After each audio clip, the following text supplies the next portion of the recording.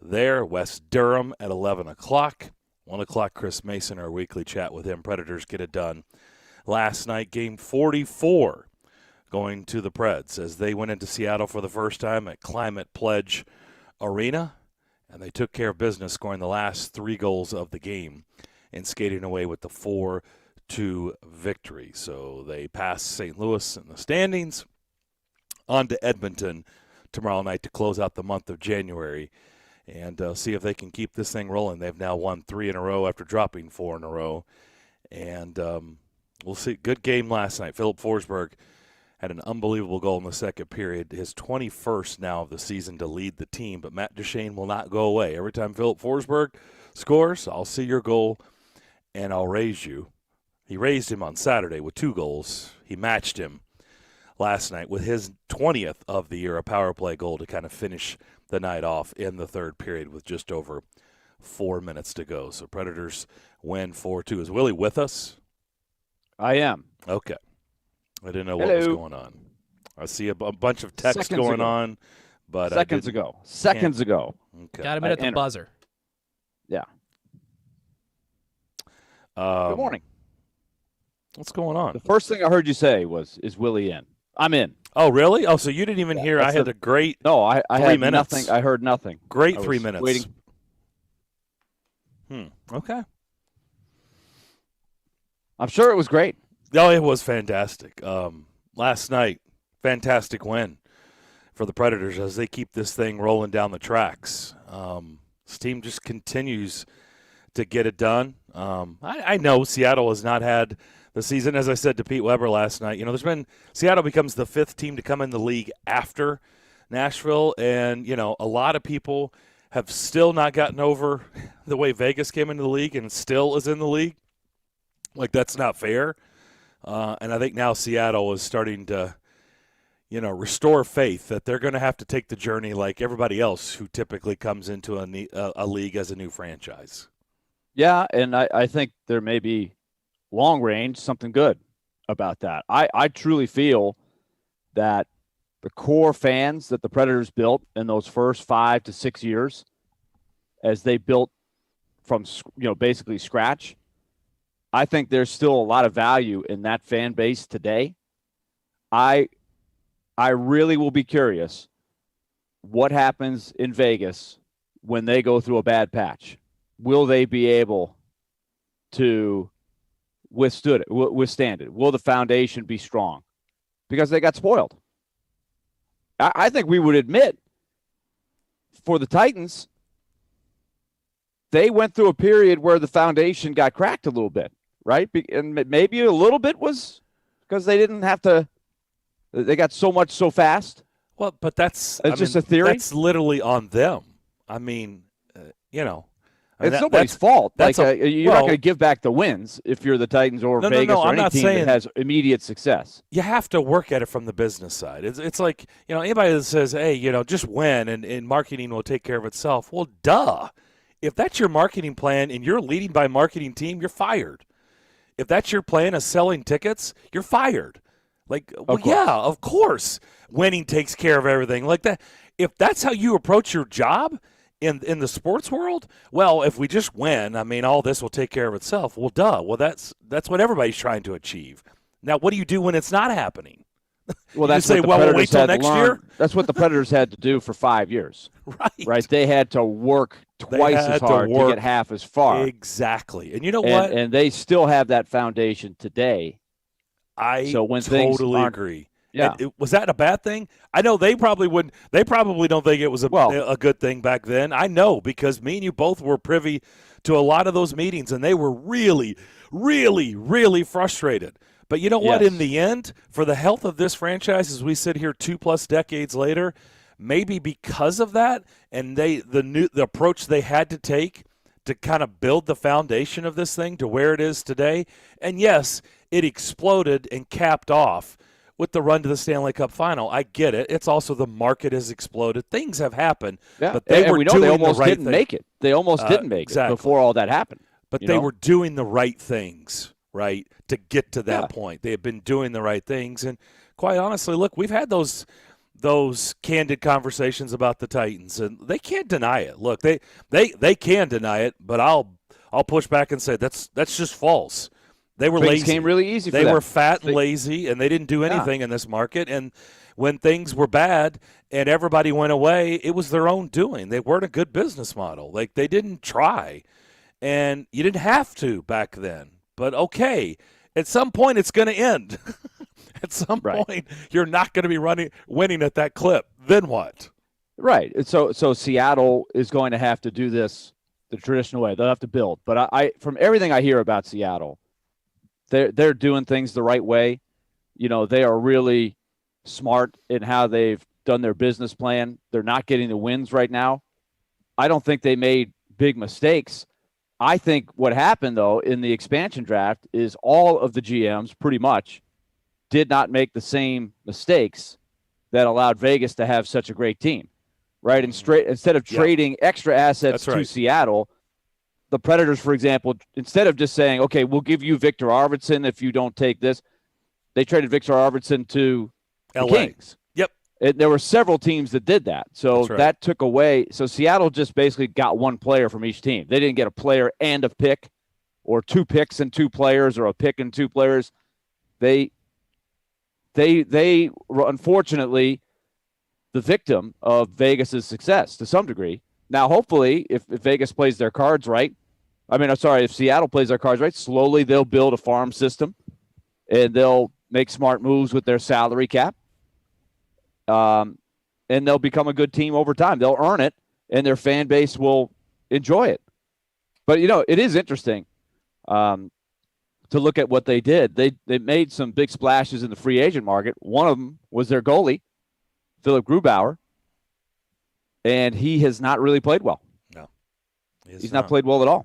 He was a Vezina finalist last year, and he has been way, way down. He has done the opposite of maybe lift up the rest of the team. No doubt. And maybe we'll discuss that a little bit later in the show, because last night's game, you had the Predators who, I don't know if you heard this, Darren. I had heard this a little bit. I didn't know the details, but they said it at the end of the broadcast. The Predators had to stop on the way to Seattle. Yeah, David didn't give us that little nugget yesterday. I know. Yeah, they had to refuel in Denver and then fly out. So it was a much longer trip than it was supposed to be, even though it's not exactly a short flight to Seattle. But it was challenging, to say the least. So maybe you could understand why the Predators came out of the gate a little sluggish. But that's where, in games like that, how many times have we said it this year? UC Saros keeps them afloat. They give up a 5-on-3 goal. There were power plays left and right. They didn't have much mojo early in the game. Easily could have been 2-0 or 3-0. Instead, it's 1-0. They get it tied at the end of the first, and they go on to win the game. But that was a pretty even game when you get down to it in terms of chances. But one goalie was a heck of a lot better than the other. Yep. And one of them was a Vezina finalist last year, and one wasn't. And one of them gets paid more than the other. I mean, UC Saros, the more you turn around, he is one of the best deals going in hockey. One of these days, the rest of the league will figure that out. I know, and it's the Predators. The Predators are the ones that reap the rewards. No doubt about it. Meanwhile, the Flyers just keep losing. That's something else we haven't brought up. For all over the last 4 years, the people have banged on David Boyle about things that didn't go their way. Which, oh, by the way, that's how it works as a general manager. Some things work, some things don't. You just got to get more right than you get wrong. I don't think enough has been brought up of how big of a deal that was, that Ryan Ellis trade. I get it. Right now, nobody's won in that trade, right? I think it's fair to say. Like, sitting here today, nobody's really won in that trade. But really, the Predators won. You know why? Because they shed that huge contract. And, while everybody loved Ryan Ellis here, and there's nobody's got any ill will or any regret. But it was the right thing to do. He's played 4 games this year. He's been a complete non-factor on a really, really bad Flyers team that lost their, 13th in a row last night. They're a team going absolutely nowhere. They are a hot, hot mess.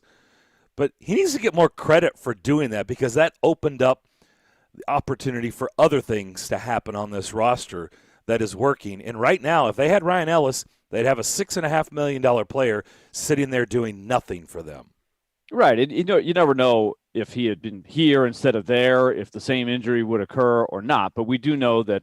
What I mean, are you blaming Gritty for the injury? I mean, what do you? I mean, I maybe it's Philly steaks. I don't know. I'm not.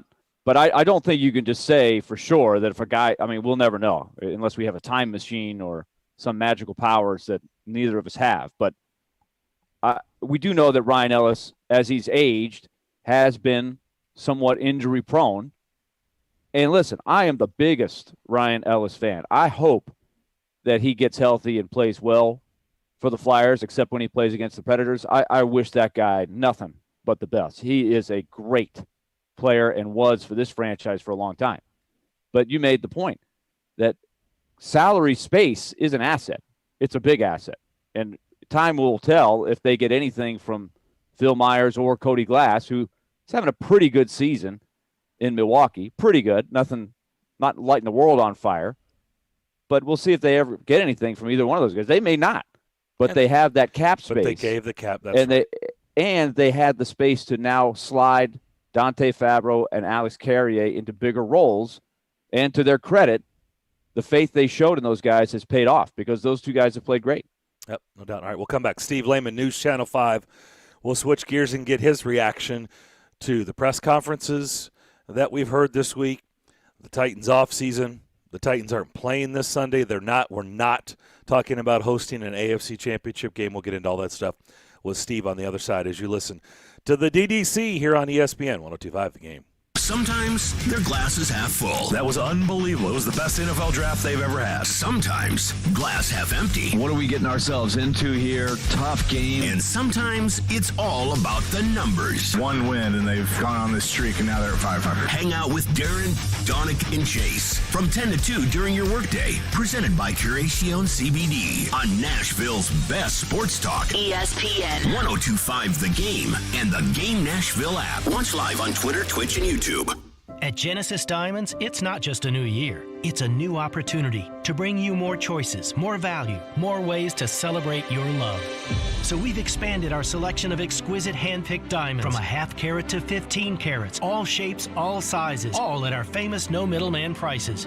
We've brought in even more exclusive designer jewelry, new cutting-edge fashion-forward rings, earrings, bands, bracelets, and pendants. We have the styles and looks on every woman's wish list, things you can't find anywhere else. And for 2022, Genesis is now offering a truly spectacular collection of luxury pre-owned Rolex timepieces. We have all the most popular styles in stock with no wait list and no restrictions. Is this the year you reward yourself with a premier name and timepieces? Come to Genesis in 2022 and let our non-commissioned experts help you celebrate those important milestones. We guarantee the best value, the highest quality, and the strongest warranties and guarantees in the jewelry industry. Genesis Diamonds and luxury pre-owned Rolex timepieces. Green Hills and Cool Springs. Mark Howard here to tell you about my friends at Apple Collision Centers. We all know being in a collision is not fun. Neither is all the stress that comes with it, and that's where Apple Collision comes in. Let them take care of everything for you. That's insurance, repair, and your rental details. They've got 3 convenient locations in Old Hickory, Hendersonville, and Gallatin. Their managers, Tommy Rippey, Daniel Neville, and Chris Brooks and Marty Denson, combined for over 75 years experience. So stop in today and tell them Mark sent you. Online at applecollisioncenters.com. Parman Tractor and Equipment is your one-stop tractor and equipment solution. And Middle Tennessee's Link Belt and Takeuchi dealer. Rent or purchase a track loader, mini excavator, large excavators for your job site, or something in between. Parman is now hiring and seeking qualified candidates for construction equipment truck drivers, service technicians, and more. Apply at parmantractor.com or call 615-865-7800. Come be an employee owner with the Parman team, your Middle Tennessee Link Belt and Takeuchi dealer. This is Phil Tomasino, and this is Smashville. Cousins put it in front of the score. Tomasino lofts it in. 2-0 Nashville. This is the flagship of the Nashville Predators Radio Network, ESPN 102.5 The Game.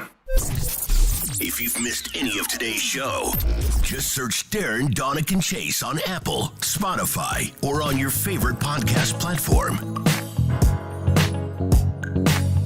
You can watch us streaming live on Twitch, Twitter, YouTube, and Facebook Live every single day. Our video streaming is brought to you by the law offices of Amanda Gentry. Darren McFarland, Willie Donick here with you. Our show is presented by Creation CBD products, curated for life. The Titans are not hosting the Chiefs in the AFC Championship game. I think a lot of us thought that was going to be the case, or most of us, or everyone thought that was going to be the case, but not meant to be. Cincinnati came away with the win. Steve Lehman now joins us from News Channel 5. Steve, good morning. How you doing? Darren, Willie, how are you guys? It's been a while. It has been a while, and I want to start with the press conference that we aired, and it was your question about the injuries, which I thought it was a fair question, but Mike Vrabel was having nothing to do with it. Were you surprised by that? No, because he's Mike Vrabel, and that's how he sometimes deals with us in the media. But, look, ultimately he gave a good answer, and that's the only thing that you look for when you ask a question, right? You can get a little gruff in the meantime as long as you get the answer. And what Mike Vrabel said is when he looks at the injuries on this, he didn't see like an overriding theme or one guy's situation play off on another guy. It was just kind of the happenstance of a full season. And he noted that, look, the off seasons are shorter in the NFL. You get less time with the guys in the facility. You come into training camp. You go into a season. The season's now a week longer. The Titans had the bad luck of the draw and a Week 13 bye this year. So a lot of things kind of compounded that probably put the Titans in a place where they had to use 91 players, which was an NFL record. But when it comes to truly evaluating what you could have done differently, I think that's where he gets stuck a little bit and says, I don't know if this is a strength and conditioning issue or if this is a load management in training camp issue. I imagine they are going to sit back and spend a lot more time looking at that as they evaluate everything else when they get a little bit more time in the coming weeks. But, yeah, I thought it was an important question to ask because they did have to use a record number of players this year. And he gave the answer that, yes, we did, but it seems to me, at least right now, he thinks it's more kind of a totality of all of the factors coming together and leading to that as opposed to a simple fix like, I need a new strength coach or we need to get more work for everybody in training camp or something like that. Or maybe a new assistant strength and conditioning coach. Maybe he was the issue. As there he were was definitely the problem. There were 4 coaches that were shown the door yesterday. Any surprises at all?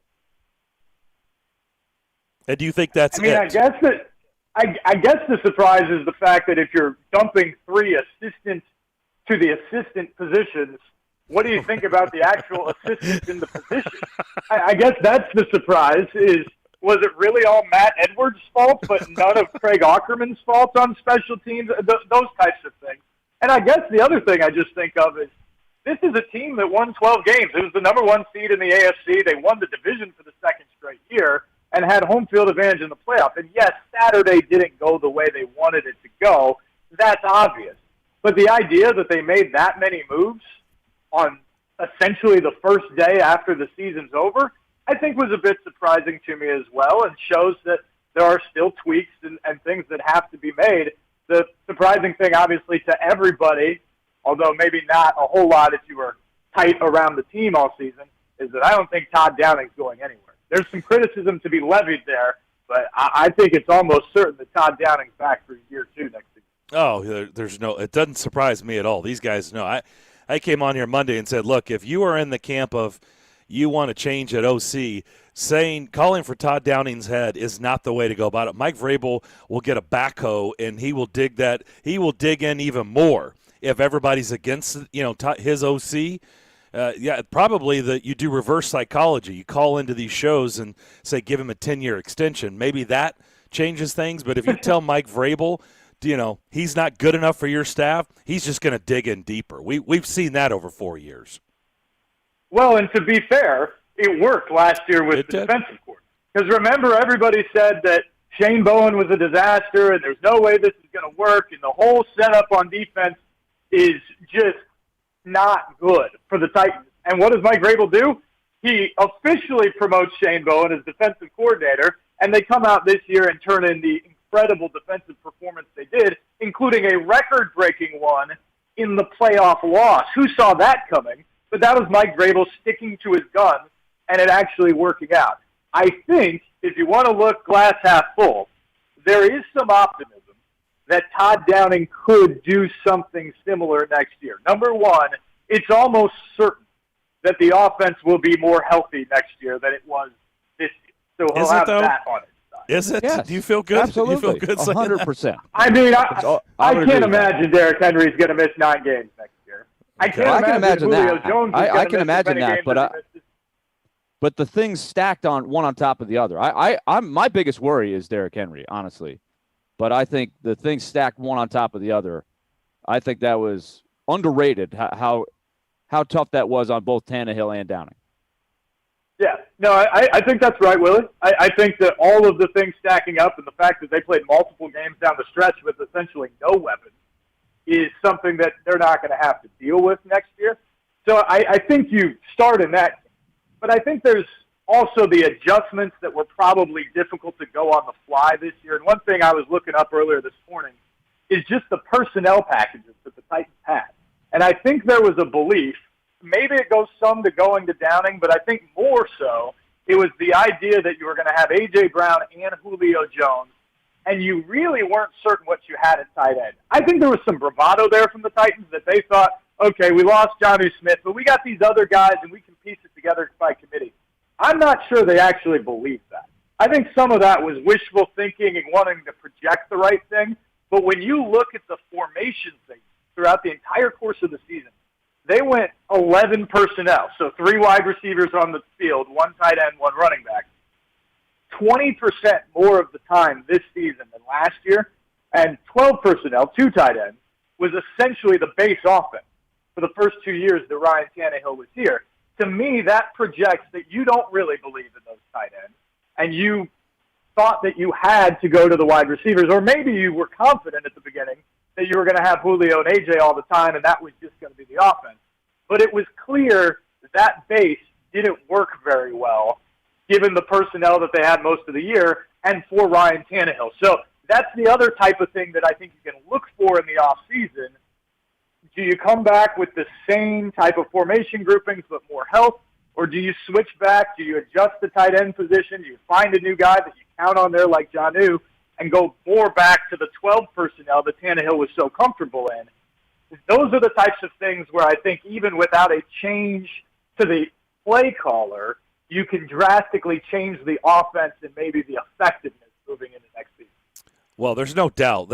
Just look around the league. I mean, everybody else is using the tight end to their advantage. It's just a position you can't slough off and say, if we get some production, great. If we don't. Like, not in today's game. You can't. You absolutely can't. You have to have production from that position. They are 100% going to have to address that and 100% going to have to upgrade. Heck, I was saying it this time last year that they had to upgrade. I didn't believe that it was going to work. But they're going to have to address that. Do you think that Chester Rogers is the answer in the return game? Do you believe that special team is that where they need to be next year, or do you believe that there could be an upgrade there? My problem with that one, Darren, is I don't know how much of it is Chester Rogers versus how much of it is the special teams or particularly the return game as a whole. You know, there were a couple moments we saw, 2 different ones in preseason. We saw the one in the Steelers game. There were a couple moments where, given a crease, Chester Rogers did so. But those creases were few and far between for the entire course of the season. And so that one's difficult for me. I'm not going to profess to be a special teams expert. But when I look at it, I sort of feel like Chester Rogers, who I think is going to be back for the totality of the things that he does for this team, I feel like he's the least of their worries, not just on special teams, but in general. Let me tell you my fear, and I don't know if I'm right or wrong, but I kind of feel like there's a little bit of he's lost confidence, and we've seen that before. Remember Adoree Jackson? And he never got it back, and they eventually – and I was one on here screaming, like, you got to get him off. Like, he's lost confidence. Like, you got to get him out of that position. And I worry because I kind of feel like down the stretch, it seemed like it was becoming of, oh boy. It was starting to get a little bit hairy on, whether he had lost confidence, whether he could hold on to the ball. Like I said, I don't know if there's any truth to that or not. That's what it felt like. Yeah, and that may be fair. I think that muff in the Texans game that contributed to how they lost that awful game back in November, I think that certainly made him scratch his head a little bit and maybe lose some of that confidence and fear more than anything the catastrophic mistake. And when you're a returner, specifically in the punt game, you can have no fear because guys are barreling down the field at you looking to take your head off. And you've got to be willing to stand right in there and face that and make sure that you catch the ball every single time and when presented with the opportunity, make the most of it. You can't have that fear, and I think maybe it was there at the end of the season. Now, can he get that back for next season? I think a professional should probably be able to do that. This wasn't a building on mistakes. It wasn't as bad as the Adoree Jackson situation was, but that's fair. The Titans need more out of their special teams. They need more out of the return game. They need to win the field position battle in a way that they get into this year and have in years past more. And frankly, as good as Brett Kern is, this wasn't Brett Kern's best season. Obviously, he had the injury early on, but he can even be better. So the Titans just have to be better in totality on special teams. Steve, if you could have, well, I know you don't know. None of us know. But if there was a list on John Robinson's desk right now, and he was ranking that list for this offseason, what is your best guess of what would be number one on his list? Well, I have no idea what's on his list because he's certainly surprised me before, Darren. But if it's my list, it's Harold Landry number one. Okay, is that number one? So bring him back? That's number one to me. Okay. Yeah, I'm re-signing Harold Landry, and I'm bringing him back. Because remember, the cap's going to go up significantly. And I know Tannehill's cap goes up significantly next year as well, so it's still tight. But I need Harold Landry back on this defense because the thing that changed this defense to me as much as anything, I know Kevin Byard played great, and the back end was much improved. But the thing that changed is the fact that the front four impacted quarterbacks all season long. And so I want Harold Landry back because I want to bring that four, who I think are all basically in the prime of their careers, back intact. And I want Harold Landry to be a part of this defense for a significant time to come. The other guy that I look for on the other side of the ball that I think is important is Ben Jones. It's not going to be a long-term deal. It's not going to be a forever thing there. But I would look to bring Ben Jones back in a 1-2 year type of situation. And I think Ben would be open to that because if you talk to him after the game on Saturday, his big thing was he plays this game to win a championship. And I think Ben feels like they're on the cusp or they at least have a chance here. And how many other places around the league can he fit in where that is the case? And so I think you can get that done, and I think it's important to the offensive line. The third thing is probably a right tackle position, and I'm leaning to do that in free agency if you can, just because their draft success there has been so bad. But I would look at those three positions or players first and foremost if I was John Robinson. Okay, good stuff. And also we already talked about it, so I admitted it. But the tight end, you absolutely have to upgrade there. Whether that's a draft pick high, whether that's a free agency, you absolutely have to upgrade the tight end position. That's a no-brainer because none of those guys are under contract, so it's going to look very different. Yeah, I was going to say that's in the no-brainer folder, so we didn't even have to address that. Hey, I don't know if you've heard, but D Mace is kind of back in the mix with us, so we have to pay the bills to pay him. So can you wait for a couple minutes and we'll come back with more questions? Yeah, I'd love that. Steve Lehman, News Channel 5 on the other side. But first, Willie, you're going to give us a word about Lee Company. All right, let's talk about Lee Company, 615-567-1000. If you heard, the Predators won last night in Seattle. A great goal by Philip Forsberg. Oh, my goodness. If you haven't seen it, go watch it. Lee Company is a big sponsor of Nashville Predators hockey, including our coverage here on 102.5 The Game. Team back in action tomorrow night against the Edmonton Oilers, who have awakened, and that is going to be a tough challenge tomorrow night. Lee Company, in the meantime, wants to help you keep your house running smoothly. Get your heating unit checked. If you haven't had it checked, and maybe it's not running and heating as efficiently as you think it should, Call Lee Company, 615-567-1000. Always remember that phone number, 615-567-1000, or go to leecompany.com and make an online appointment. Not just for your heater, but for your cooling unit in the spring, your plumbing system, your electric system. All of those things can be serviced, as well as general maintenance by Lee Company. And don't forget about the home maintenance plan, that year-round coverage that will always keep your home tip-top shape. 615-567-1000 for Lee Company, or go to leecompany.com. Tune in every Wednesday at 4:30 p.m. for Nashville's own Jason Fitz with Jarrett Stillman and company. Fitz started his sports talk career right here on 102.5 The Game, and now he anchors shows for ESPN. Jason Fitz is brought to you by Blood Assurance. Give blood, give local, give life. One of the smartest things you can do for the new year is convert some of your home's equity into cash. You can do it right now with a zero-cost cash-out refi from Loan Pronto. Willie here. Call Loan Pronto now. They can fast-track your home refi and get you a check for 50, 60, 70 grand or more. And if you call now, Loan Pronto can even pay your closing costs. Listen, your home value is way up. Use it to your advantage. Get cash out now. Pay off those credit card debts. Consolidate other debts. Start that home improvement project and get your finances in great shape for 2022. Loan Pronto's refis usually close in just 2 weeks, and the process is easy. It's all digital. Call Loan Pronto now. Put that equity in your home to work towards financial freedom for the new year. Do it now, and you can even skip your next 2 house payments. Call 615-499-5780 or go to loanpronto.com. 615-499-5780. That's 615-499-5780. Equal housing lender. NMLS 166-1781. Subject to lender approval. Not all loans apply. Hi guys, are you struggling with erectile dysfunction and sick of the pills? Well, today only, we're doing something unheard of. Hillside Medical Clinic uses the most powerful form of wave therapy, shown by Cambridge to repair blood vessels and get rid of ED at its core. If you're ready to put a stop to your ED, call us now, and not only will the assessment and ultrasound be free, we'll also include something unique that produces immediate results in the bedroom. That's worth the trip, guys, trust me. And today only, we're offering 3 additional treatments to our patients free. This means that if you notice results fading, we'll retreat you free of charge. This is unprecedented, and it's only good today. Call us now to qualify. 615-576-5000. That's 615-576-5000.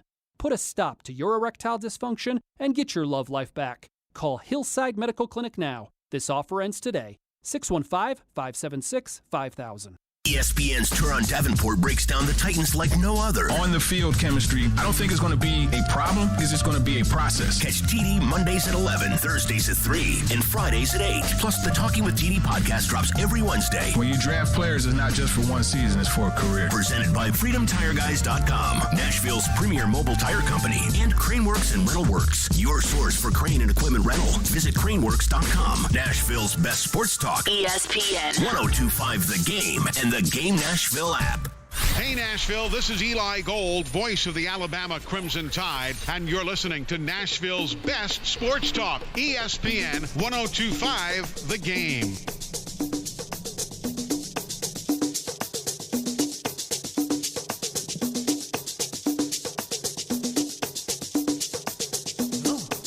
Back here on Darren, Donick, and Chase, ESPN 102.5 The Game. We're talking to Steve Lehman from News Channel 5 as we continue our autopsy with the Tennessee Titans season, the disappointing end to an otherwise fascinating season, grabbing that number 1 seed.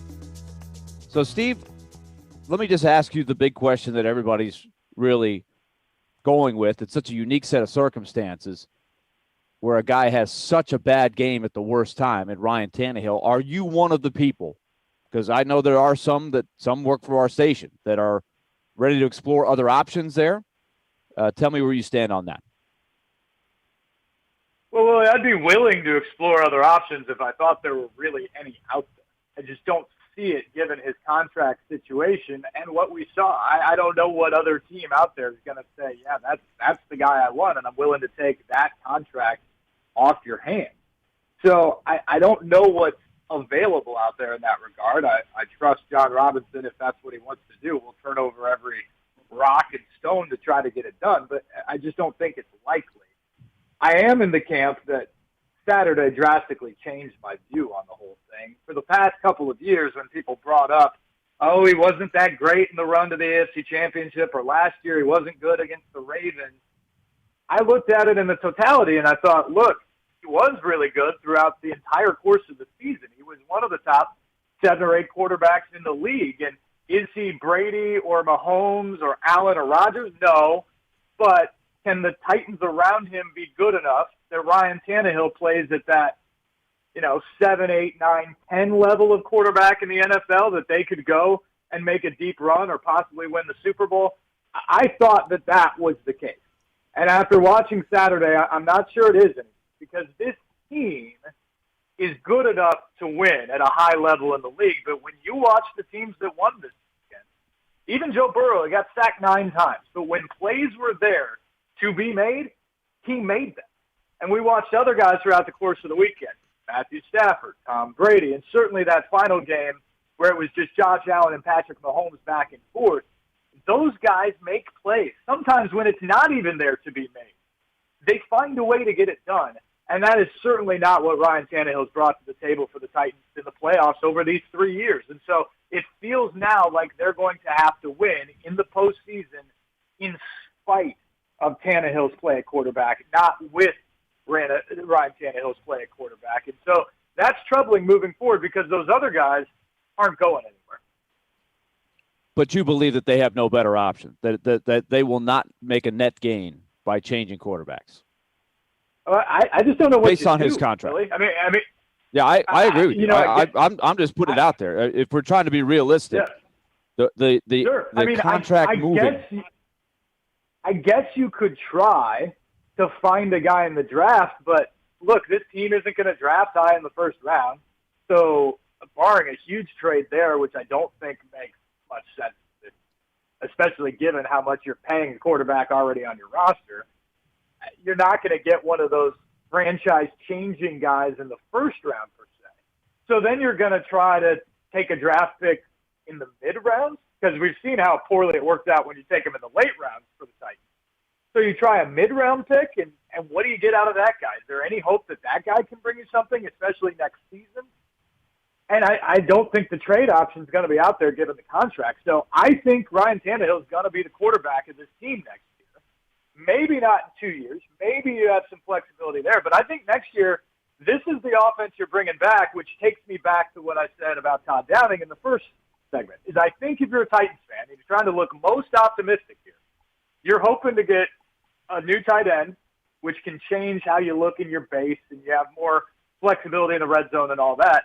And I think you're hoping that this staff, led by Mike Vrabel, even more so than Todd Downing, just like they did last year on defense with Shane Bowen, goes back to the drawing board and looks at the personnel and looks what they did scheme-wise this year and says, okay, we got to be different, we've got to be more adaptive, and we've got to fit our personnel better next year.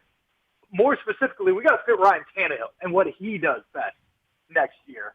And that they look different as an offense next year, just like this defense looked different this season than what we saw last year when they were so poor.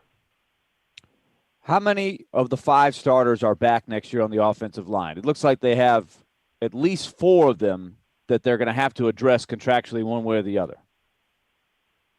Yeah, I expect Taylor Lewan to be back. I think that he did enough in the second half of the season.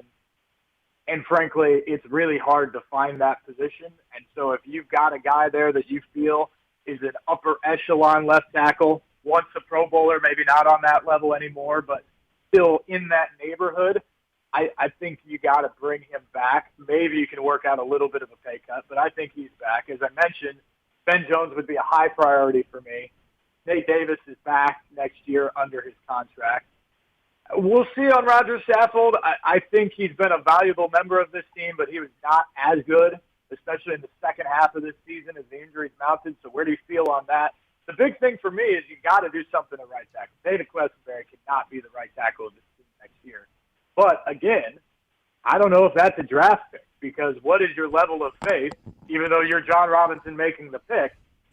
You've drafted an offensive tackle in each of the last 2 years, and neither one of them played as rookies. One of them's already out of the league 2 years later. So that has been an abject disaster. And so if I'm looking at that position, I'd be really tempted to look at somebody out there in free agency. I mean, heck, what's Dennis Kelly's contract like? He bounced around in Green Bay and all that. Is there a way that you could bring him back? Because that's an upgrade immediately at right tackle for the Titans next year if they can figure out how to do that. But well, you know what I was going to say, that, Steve? I was going to say, does Philadelphia have some offensive linemen that they're not using that maybe John Robinson could trade for, right? Because he certainly fleeced him in that situation. There's no question. But I think that's what you got to do at the right tackle position because I frankly just don't trust this team drafting on the offensive line right now. So I think you have to address the right tackle position, and depending on how the contractual stuff and the salary cap everywhere else looks, I think Roger Saffold could be a decision in front. All right, your guy Harold Landry, he was an alternate. He just got named to the Pro Bowl. So let's end with what's going to be his number. And by the way, do you think there's any chance that it's a franchise tag, or do you think you sign him up long term? I think I've seen enough, given his progression, that I would do a long-term deal. I'm terrible at the numbers game, especially off the top of my head here, but so I don't want to get into that. But, I mean, I think you're going to give him a fair deal for the position, and I think they're in a position this year, unlike last year with Jonnu Smith or Corey Davis. And let's be real, the Titans liked those two players. It wasn't like they were trying to let them go. They just understood, given the fact that the salary cap actually shrunk last year because of COVID, they knew they weren't going to be able to sign either. And they walked off and they got big money elsewhere. I think the Titans are in a position this year where with their number one player coming back in Harold Landry, they can afford to go out and try to keep him.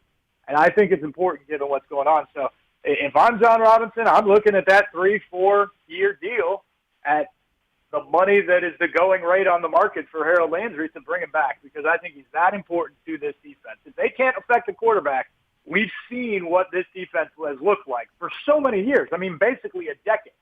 And all of a sudden this year, that front four, led by Harold Landry, got to the quarterback. And the defense was vastly improved. To me, with the questions on offense, especially whether it be health, contracts, scheme, Todd Downing, Ryan Tannehill, I think you want this defense to come back as much intact as it did this year to try to build off of what they did, and then you see what you can do offensively. I can't believe we're having this conversation. If you had told me that in August, I would have told you were nuts. Because we were all saying then, right, that this was going to be a historically great offense. Given the pieces they had, it was going to be even better than last year when they averaged 30 points a game. And the hope was that the defense could just be average, just make that bump to average. The defense was better than that.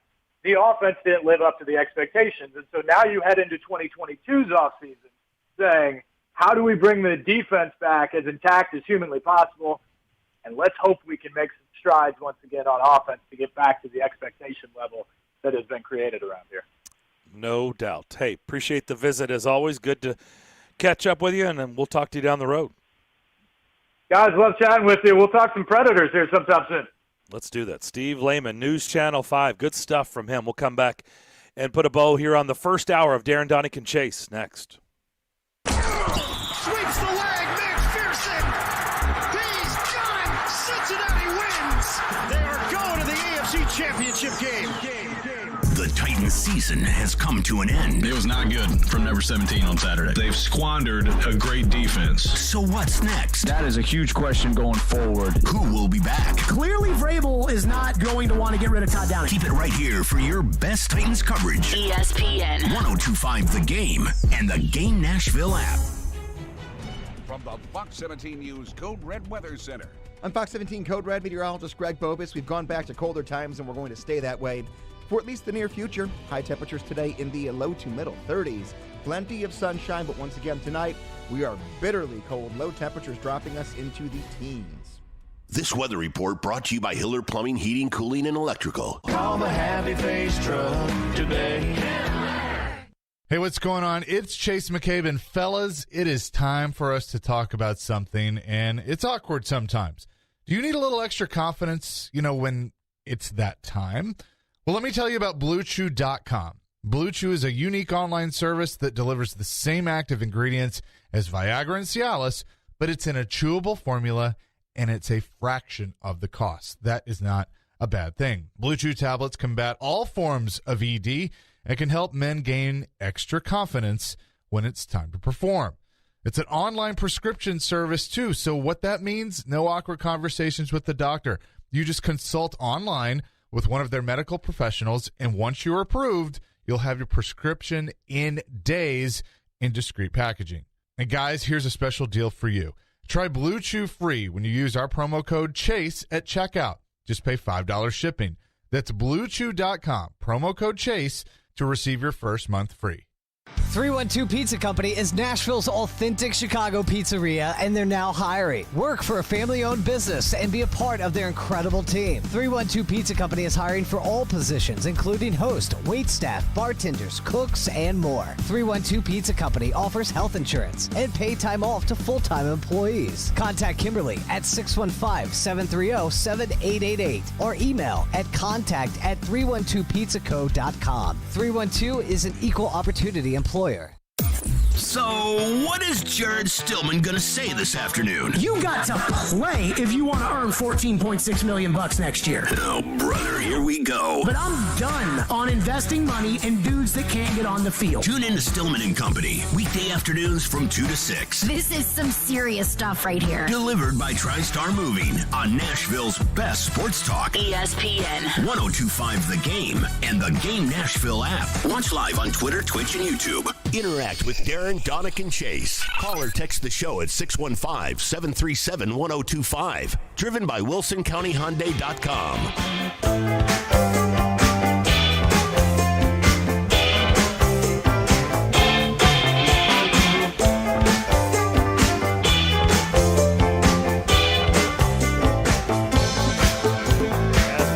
Love it. Back here on the DDC, our show presented by Creation CBD. Products curated for life. Wes Durham coming up to begin the second hour of the program. Good stuff there from Steve Lehman. Harold Landry named as into the Pro Bowl. He was an alternate, so he gets in. Do you agree with that? If I were to ask you, if you were putting together your list, number one, is Harold Landry number one? He's important. I do think what you have for him available is the franchise tag. I think you might use that to make sure you keep him. So of the guys who could really get away, I do think that that's the biggest priority. You're going to have to do some other things, I think, to try to retool, maybe manage a few contracts to try to get everybody back that you want without having to, like, cut key guys. But Landry's the guy that could get away, but you have the franchise tag in your pocket there. I think they might have to use that on that, even if it's just temporary until you get a new deal, but it could buy you some time. I think the offensive line stuff is really intriguing. And you asked the question, and I know where you're going with that, and I wanted to hear the answers because I do think Ben Jones, because of, I don't think he wants to go anywhere at this point in his career, right? I think without knowing for sure, but we've had enough conversations with Ben Jones over the years, I kind of feel like he's a guy that, he likes this area a lot. He played his college ball at Georgia. It's close to home. He's been here now long enough. He wants to win. This team is built for success. And I just don't see him as the type of guy that would like to, bounce around at the end of his career just collecting checks. I could be wrong. He's got his charity event. I just kind of feel like he's going to probably play his career through here. That's kind of the way it feels. And I don't know how much longer Ben Jones has, but I don't think he's going to break the bank. And I think he's a guy that you can bring back on a manageable contract for another year or two. And I think he plays out his days here. That's just my gut feeling. I think what's really intriguing is what's to the left of him. And what is to the left of him going to look like next season? Because I'm not so sure I agree with Steve that it's going to be a foregone conclusion Taylor Lewan's back. I don't believe that at all, in fact. I think because of his contract situation where they can basically walk away this offseason, Do they like Taylor Lewan? Yeah, of course. But, I mean, the guy misses a lot. And when he's missed a lot, let's be honest. I mean, they've still found ways to win. I mean, they've done a pretty good job of plugging up some really big, gigantic holes on the offensive line over the last several years, right? I mean, they've had a lot of key guys go away or guys that they factored into the plans that were, non-factors or got hurt. And they just plug in these guys that we've talked about where you're like, are you kidding me? That guy's out there playing, and they find a way to still get it done. Now, Tannehill got hit a lot this year. I don't know how much of this was on the offensive line or how much of was it on the scheme.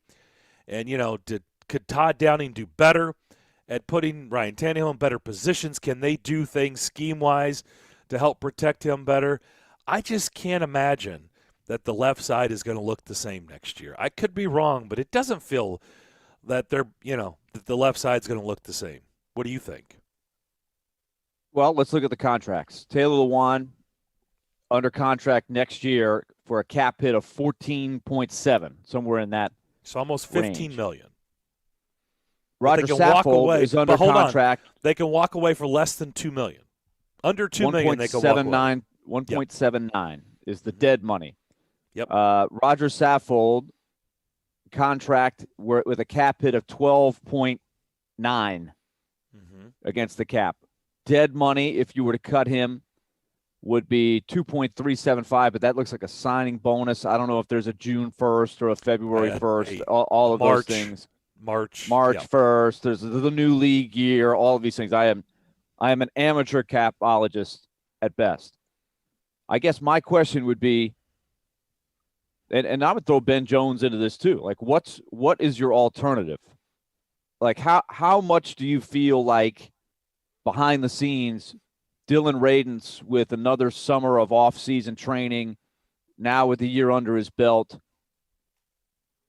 could project as a starter? Could he do it? I think it's going to be tough to keep both of those guys. If you had to prioritize, then I think Taylor Lewan is the position that you prioritize. Like, I don't see Dylan Radins as the guy that you're going to plug in as the left tackle next year. So if the cap hit is 14.7, who's the next guy? You're going to draft a first rounder and plug him in? I guess you could try to do that. That didn't work very well the last time on the other side of the line. The last 2 years. Yeah, I know Dylan was a second-round pick, and Isaiah was a first-round pick. So sure, and you're not. It's been 2 flops. We know how that's worked out. I mean, you can keep trying that. That's the cheapest way to do it. And if not, then okay, there's the Kendall Lambs of the world where you pay a small price. I think his hit next year would be 4.1. You didn't get anything from him this past year. He doesn't look like he's the guy that you would want to put there. That's a no. And so if you're going to go out and spend big dollars, who are the guys that are eligible? And you're going to pay them close to 14, somewhere in the ballpark. So I think you just keep Lewan, to me. I think it's much easier to find a guard that you can plug in, even though Roger Saffold is a great player. Roger Saffold didn't have the best year, and his injuries and age are a big, big concern, but he is a great run blocker. So things would change if you don't have him. But if you had to prioritize one or the other, I think you'd have to look at Lewan. I think Lewan will be back. I'm with Steve on that one. I think it's easy to say left tackle because we know that is the anchor position when it comes to the offensive line. We know how it's viewed in the league, and I get it. I understand the significance and the importance of that position. I just think that they've had to live life without Taylor Lewan, whether he was suspended or hurt they've dealt with a lot with that over the last several years. So who's your left tackle then? Look, I don't sit here to have a list of my filling guys. Okay, well that's their job. If you don't, then that's why I think it's Lewan. Because I don't have the list, that they don't have a list. Like, that's their job. Like, that's what they do. So you think he's overpaid?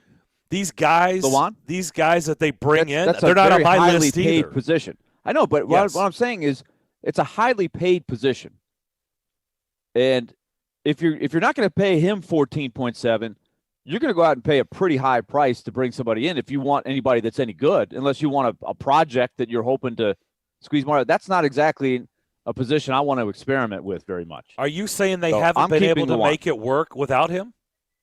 Make it work for a few games. Yeah, they did an amazing job. It's been more than 2 a years few ago. games. Last year, not this past year, the year before, he missed more than half of the season, and they did just fine on that left side. Yep. With plug and play, did they not? Yeah, they did. They've done a great job in a ton of areas in plug and play, but that's not how you build a team. You still have to. That's an important position. So I'm just giving you my opinion. I think he'll be back.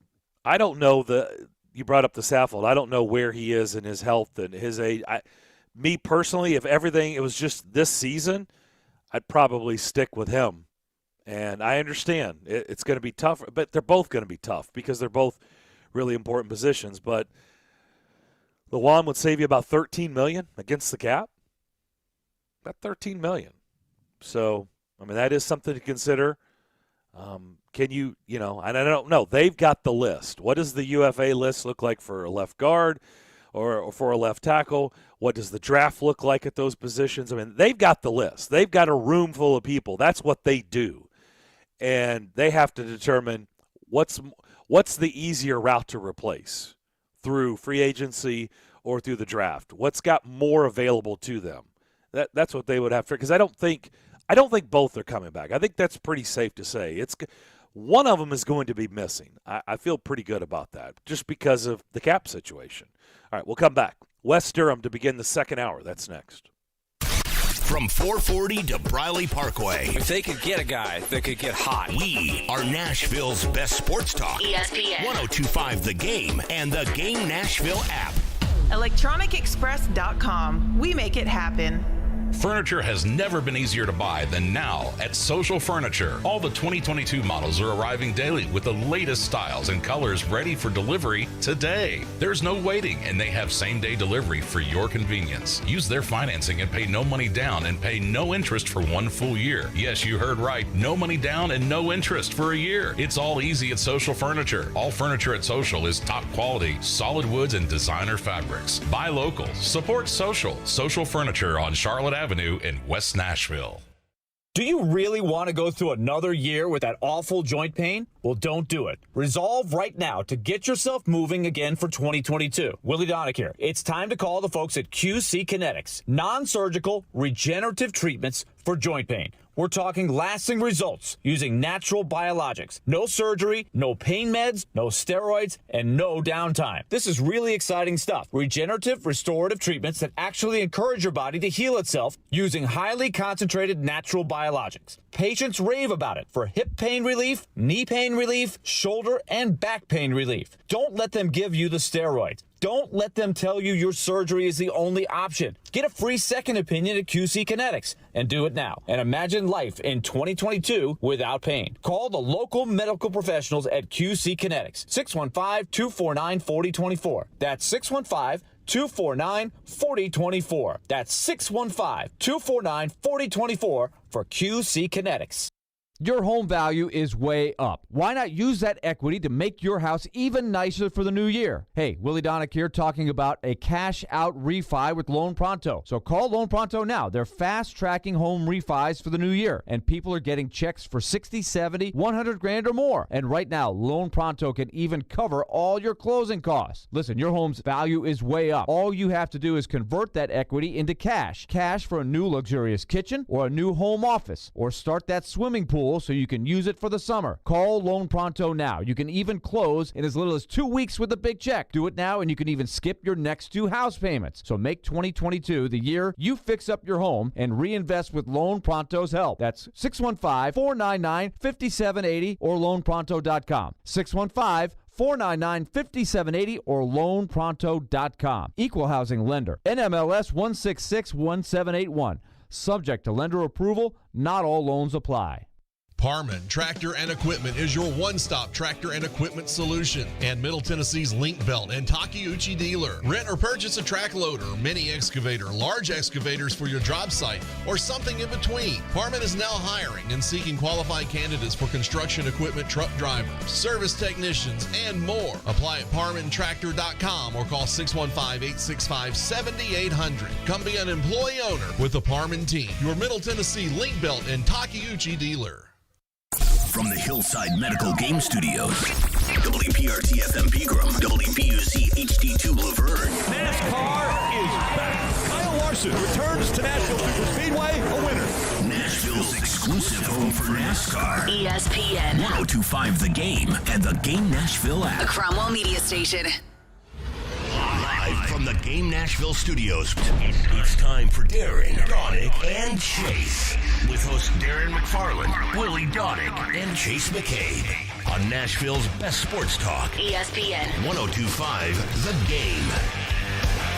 Second hour here on this sunny Wednesday, but cold day here in Middle Tennessee. Darren McFarland, Willie Donick here with you coming up at high noon. Our weekly chat with Tim Hasselbeck. But first, the birthday boy, the voice of the Atlanta Falcons, Mr. ACC, Wes Durham. I finally reached the big 4-0. Congratulations, Wes. Did you have a good birthday? I thought we were bringing Bob Euchre on. When you said happy birthday, I thought you were bringing on Euchre. About 16 years ago, I reached the big 4-0. Thanks. Appreciate it. How you guys doing? What's happening? Did you have a good day? What'd you do on your big day yesterday? Same thing I typically do. I got up early in the morning. I went and sat in another man's basement for 3 hours with two dogs and did a television show, and then came back to my humble apartment here in Charlotte and did some paperwork and a few other notes and correspondences of the world we live in, and then got up and did the same thing again today. But outside of that, it's all been good.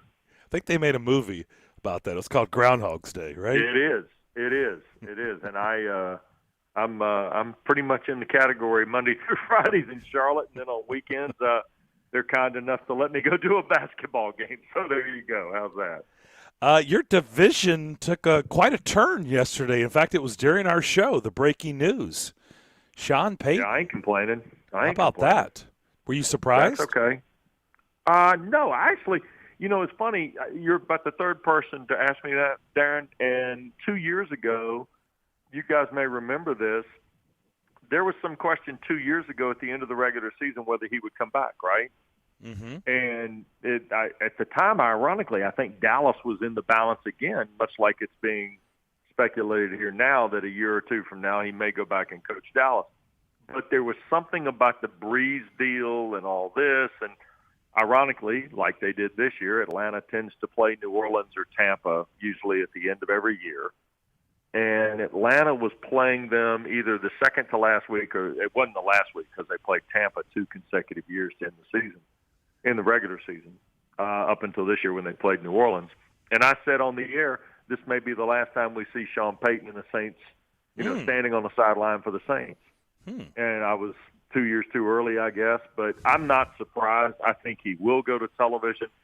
The chess pieces are moving a lot right now in TV with, Troy Aikman and, whether Drew Brees will do Sunday nights, if Al Michaels leaves in X, Y, and Z.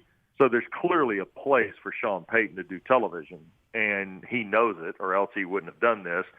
And I actually think he will coach again. I'm of the belief he'll go back and do it, and he'll figure something out. And next thing you know, 2 years from now, he'll be somebody else's head coach. But I think for the time being, New Orleans was getting ready to be in a really tough spot. I think from a cap standpoint, they had not answered the quarterback situation. We all know that. And it was going to be a little bit longer rebuild than maybe he was interested in. Yeah, he probably didn't like that $74 million over the cap number. Worst in the league. Well, let me also say they started the 2013 season $31 million over the salary cap for 14. So it's not like he hadn't done it before. Yeah. I mean, and they got pummeled that year. I mean, 13 was a bad year, and then 14 was the year I think they were out of the playoff race by like mid-season because they had the inability. But here's the other thing too: Atlanta's going to be handcuffed a little bit by the cap. maybe not as much as New Orleans. The Tampa, and the good news could keep coming for Atlanta in the NFC South if Brady shuts it down. So that's where I was going next. That's where I was going next. Promise you, if that happens, it's a look. There's a whole deal there if that happens. Okay, so you literally led me right to the trough. So I was going to say, is your division done with big news? Is more big news coming? Because there is a lot of speculation about him walking away. Yeah, and I have no reason to. And I think the fact that he went out and said something about it leads me to believe that it's a lot more likely to happen than not happen now. Because in the past, he's never said anything. Well, and here's the thing, Wes. Because look, when the 2 years ago when he left, and we talked the whole summer as Willie rolls his eyes, I'm sure, about Tom Brady coming here, being the Titans quarterback, and people were just screaming at us like, "Stop talking about Tom Brady. He's never leaving the Patriots. He's not. Would you quit wasting airtime?" And it's like, and I kept saying, if there's this much stuff out there, I'm telling you, there's something to it. Because you know how this works, Wes. I mean, if Tom Brady tight lips, if that wasn't true, we wouldn't have these stories. The fact, here we are again, lots of chatter, and that chatter's coming from somewhere. I have to believe there's a whole lot of truth to it. And you know how this works. If he goes, Gronk goes, and you could have two teams that have been dominant in your division for a long time may be irrelevant for a while again. Who knows? Well, and neither Atlanta or Carolina is a bastion of strength and power right now either. Right. So the division itself becomes, and you guys know how I feel the last decade. I think it's been one of the best, if not the most underrated division in all of football. And now all of a sudden you're talking about it being open phone America. I mean, it could be anybody. There's plenty of distractions in Charlotte. There are plenty of distractions in Atlanta. Depending on which way they're going to go, it looks like, the Matt Ryan thing is still out there, although, I tend to believe he's going to be back, but you don't know. You just don't know. It's a big number on the cap. He would reorg a contract for a fourth time, but I tend to think he comes back, and then you're going to have upheaval in Tampa and certainly upheaval in New Orleans where, Rita Benson could certainly give the job to Dennis Allen, although I think Mickey Loomis can convince Mrs. Benson that we might want to look a little further, into a file cabinet to see if there are other resumes that catch our eye before we go, handing the job to Dennis Allen. But you lose that guy, you lose the guy. Sean Payton, one thing, Sean Payton is the most talented play caller in the National Football League, Darren and Willie, and it's not close. He's the most talented offensive play caller in football, in my opinion. We're talking to Wes Durham, the radio voice of the Atlanta Falcons. So, Wes, give us your thoughts on the first year of Arthur Smith. What'd you think? I think he did a really nice job in a really difficult situation because, Willie, as I said earlier, based on the cap, they had to sign the draft class, and then they had to make do with kind of the cards they were dealt. And then as injuries started to develop, they had to plug and play a few guys. They've still got three areas I think they have to really focus on.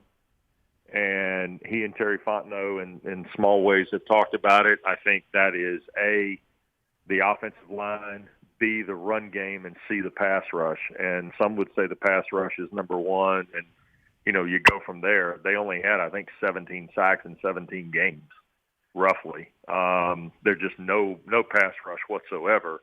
So they got to figure out how they can go from there. The other element that I think he did was he set a culture and an accountability that a lot of people had told me about that would be part of his administration, and I think he did a really, really good job. And I wasn't surprised that he and Terry Fontenot were able to work well together in a first-time GM, first-time head coach role. I thought those two guys, I thought they did a really, really good job of making Atlanta competitive.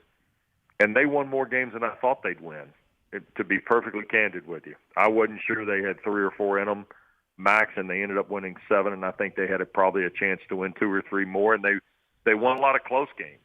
So that's a credit to him and his staff. I think Dean Pease did a great job on the defensive side. You guys won't be surprised to hear that. And I'm pretty excited about where they're going to go, but I'm also curious to see how they're going to get back to balance in terms of money and draft classes and the ability to compete from a free agent standpoint.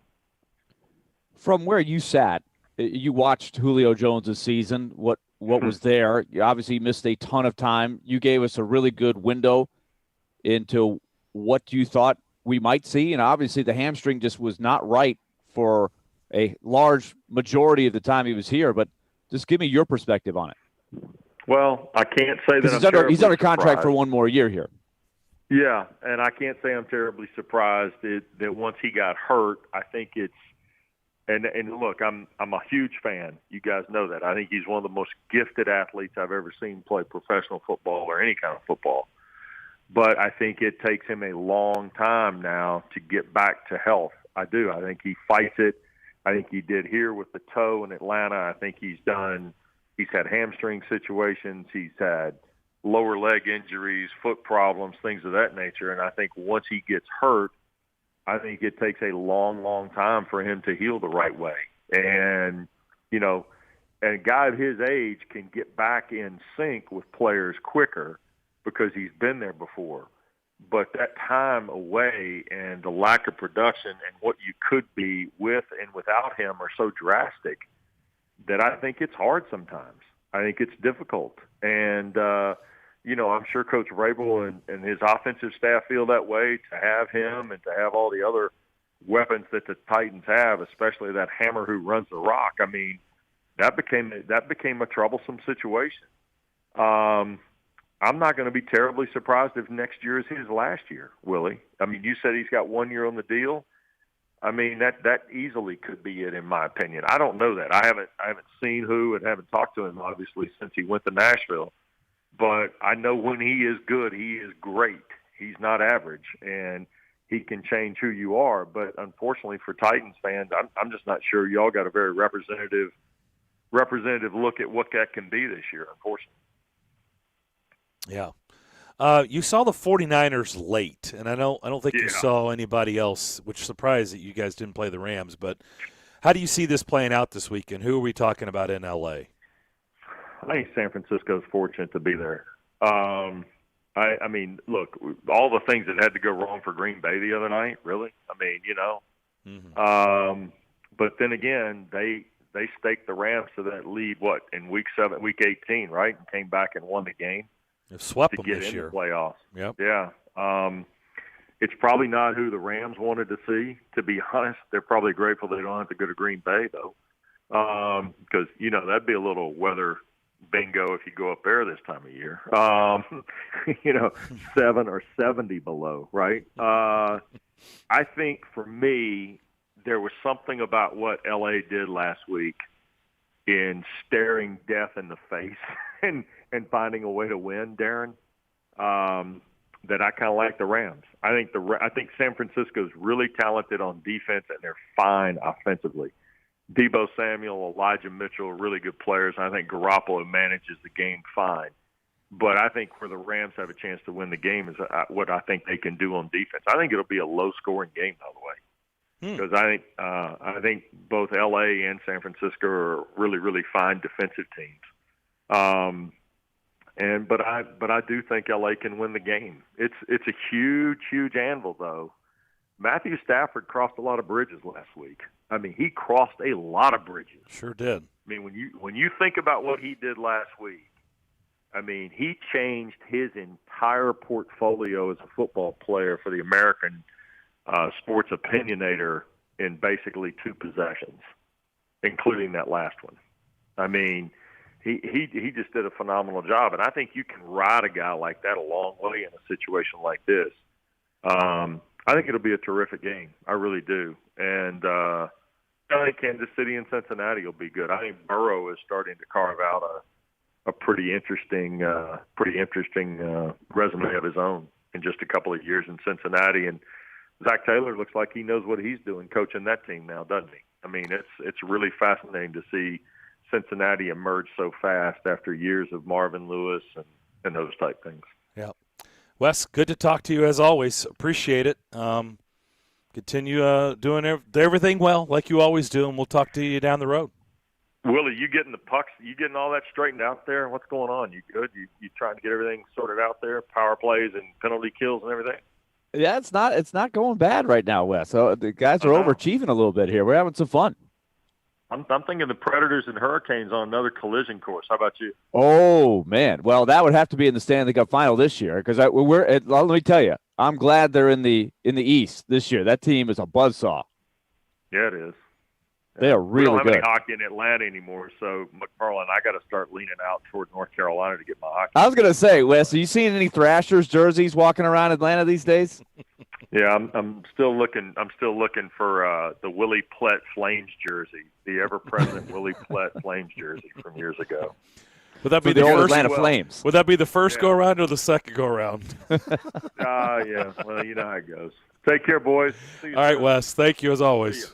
You bet. Wes Durham had his birthday yesterday. Good stuff. Voice of the Falcons, of course, Mr. ACC. Does great work, as always. We'll come back. More on the other side. Darren, Donick, and Chase, ESPN 102.5 The Game.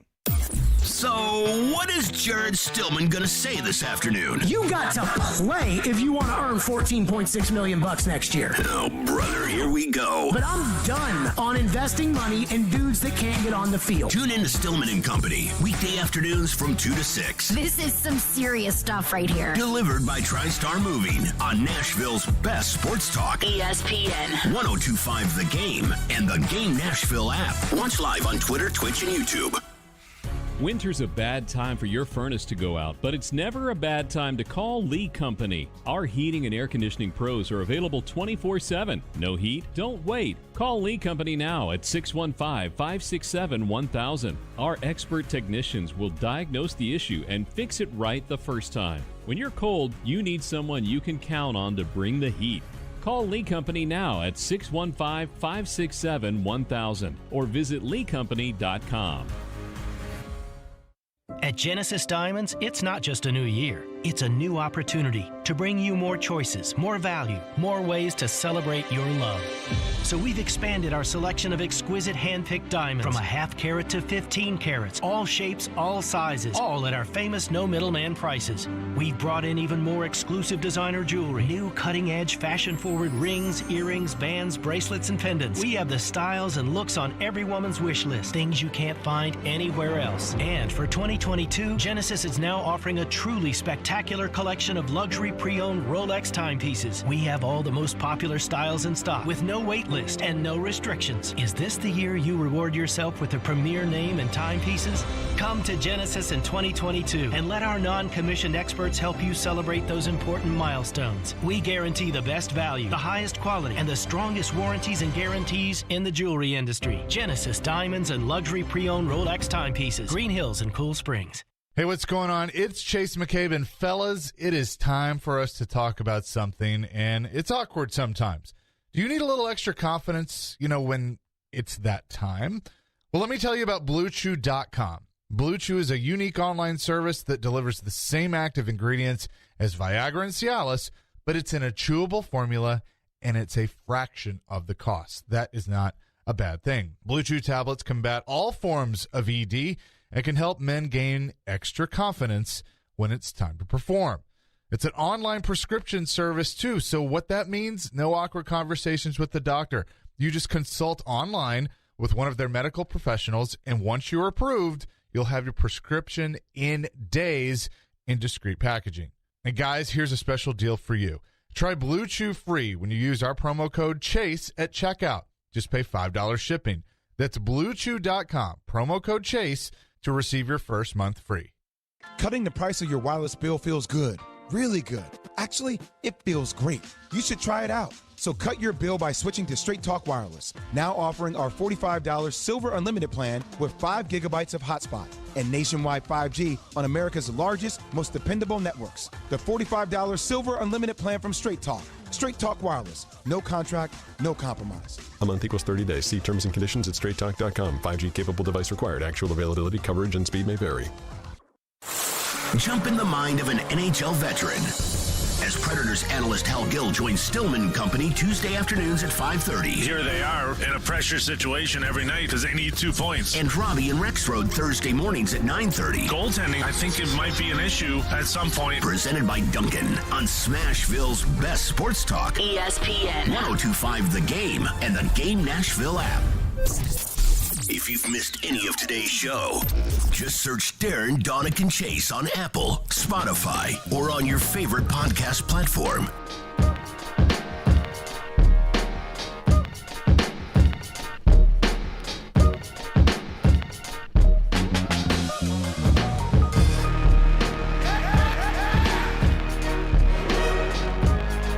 All right, Preds fans, Smashville Live tonight.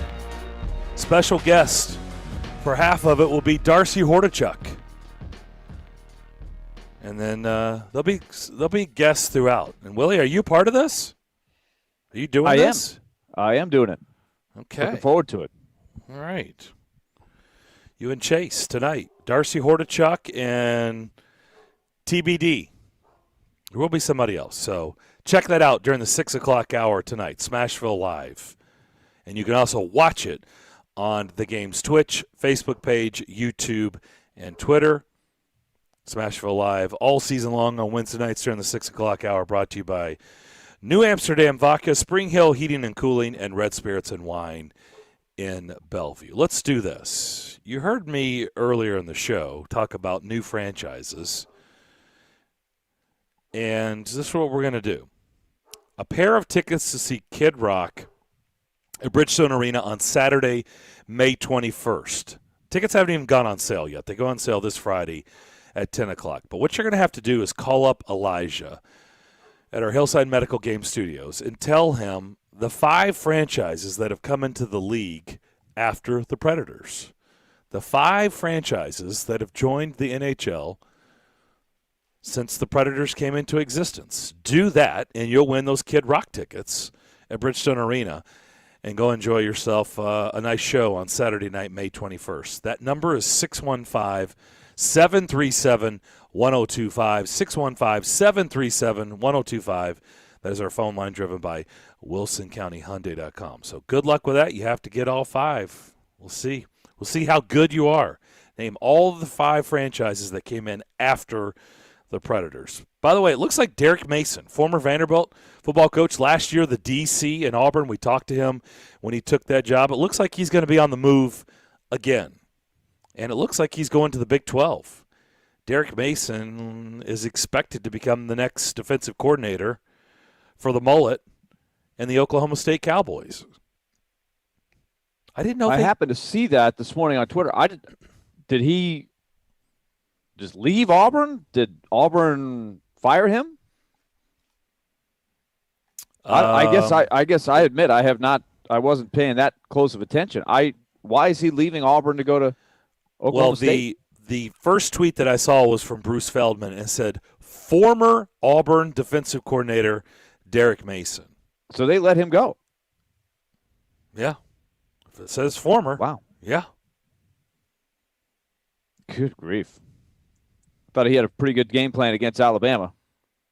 Probably should have won the game. Auburn was the 4th best defense in the SEC this year. But I'd like to know what was going on behind the scenes there. Fewest yards allowed. I'm going to have to send some messages out there, find out what happened there. I fully admit I did not pay close attention. I did watch the Auburn-Alabama game, and if Auburn's running back stays in bounds, we're talking about a masterful performance to hold Alabama to, 3 points? They win the game. What was the score, 10-3 at the time? And Georgia would have been playing who in the national championship game? Because it wouldn't have been Alabama. Good question. That's how the tide can turn. See what I did there? So I didn't even know the Big 12 hired defensive coordinators. They hired defensive coordinators. Did they play defense in the Big 12? I didn't even realize that was a real position. I think, it was kind of like, what Mike Vrabel did a couple of years ago. Like you guys get all caught up in titles. I just thought the Big 12 just has people that coach over on defense. They don't really give them titles. But apparently they have defensive coordinators in the Big 12. And Derek Mason's gonna be, that's a good hire. Look, whatever you want to say about Mike Gundy, he's a man. He's 40. That was a long time ago. He's been pretty consistent. And it seems like They've won a lot of games. He's always looking for another job or at least poking around. I think he's just looking for a new contract. at Oklahoma State, but he's been there a long time, and they're always in the mix, right? They don't really ever break down the door. They're always right there, but they don't ever get invited to the party. But maybe one of these years he's going to get invited to the party. It's an interesting. He's in the hall of really, really program. good. Yeah, because you're right. They seem to be never bad, and they're always good, but they have not quite been able to put it all together for a season to get to the playoffs. They've been very close a couple times, and they've stumbled late a couple times. But they've won a lot of games. Interesting guy. I wish Derek Mason well there with that challenge. No doubt. And what does the future look like for Auburn? I don't know where that thing is going. You got all these guys transferring. Looks like a shakeup on the staff. I don't know anything about Harsin, but I don't know. This just seems like it feels like a square peg that they're trying to cram into a round hole that's not going to work long term. But really, is it him, or is it just lack of patience in general down there? It just always seems like if everything's not going great, change it. That's just seems to be the mentality there, and you get what you get. Auburn definitely, that job is definitely the really, really either good-looking guy or good-looking girl. I mean, really good-looking, right? Like model-worthy, male or female. Then when you get around them, spend a little time around them, you realize they're nice to look at, but they're a little bit cray-cray. That's kind of like Auburn football to me. Like, it's nice to look at, but when you get to know it, it's a little bit crazy. I'm just saying. That's what it feels like. I don't think that's what it feels like. That's what it is. They're crazy. I don't know how you make that job work. Not as long as Nick Saban is in the same state. I don't know how you make it work. Because it's never. I think that beast always has to be fed. I think continuity would be a smart move. Well, that's been tossed out the door for the last 15 years. I know. That's what I'm saying. Like, how do you make it work? I think you stick with the plan for more than 1 year. Yeah, possibly. We got Elijah has X'd out the lines. Looks like we have a winner. Adam Rowland has nailed it. Adam's going to Kid Rock. Because, and Elijah, did he say Atlanta or did he say the Peg? He said Atlanta. Okay. I told Elijah either one would be acceptable. He didn't have to name both. Atlanta, Minnesota, Columbus, and, of course, the last two to come into the league, Vegas and now Seattle. Okay. Good job. We'll talk with Chris Mason at 1 o'clock about the Predators' season so far as they have logged 44 games, moved past St. Louis last night, and we'll get into all things NHL with him a little bit later. In fact, I'm going to ask him about the play that was pretty fascinating. And I know this happens, but I just love this and what that's like as a goalie. You remember in the first period when Cousins came down on the right side and he saw Johansson on the back door and said, well, I can't make the pass through traffic, right, through the slot. But you know what I'm going to do? I'm going to bounce the puck off Grubauer's pad and hit him on the back door that way. I was fascinated by that. I want to know what that's like as a goalie. And it almost worked, by the way. It almost worked. Johansson just missed. Yeah, it's worked many times over the years. Yeah. Yep. All right, we'll come back. Congratulations to Adam. I'm going to talk to you about my friends at Cool Springs MD. You've heard me talk about them for years because I've been going there for years. They've been helping me for years. And if you want help from them, if you want to improve your quality of life, if you want to be healthier and happier, I don't know who doesn't want that, then this is your place. They do a lot of things under one roof. It's a state-of-the-art facility there in Cool Springs. It's 1642 Westgate Circle. And maybe you've tacked on some unwanted pounds since the holidays, or, since it's cold, you're just not as active. Tends to happen this time of year as we're here in late January. Weight loss management is important to them, and they've got programs and products and people that can get you back on track ASAP and headed in the right direction. And to get rid of those unwanted pounds. Rejuvenation Your appearance is important, and it gets challenging as we get older. Things start happening. They weren't happening in our 20s and 30s and even our 40s, but, the older you get, things start happening that, it's not as fun to look in the mirror. Well, they can talk to you about PRP, hair removal, Botox, and finally hormone therapy. Maybe you've been feeling a little bit off lately and you don't know why. Why don't I have the same drive? Why don't I have the same energy? Why am I experiencing some mood swings? Get your levels checked. They tend to dip as you get older, and that could affect you in one or all of these areas. And their staff will discuss BHRT, testosterone, estrogen with you. They do it all. If you want to learn everything about them, just go to their website, coolspringsmd.com, or you can always pick up the phone and schedule an appointment or a consultation by dialing 615-283-7291. That's 283-7291. Tune in every Wednesday at 4:30 p.m. for Nashville's own Jason Fitz with Jarrett Stillman and Company. Fitz started his sports talk career right here on 102.5 The Game, and now he anchors shows for ESPN. Jason Fitz is brought to you by Blood Assurance. Give blood. Give local. Give life.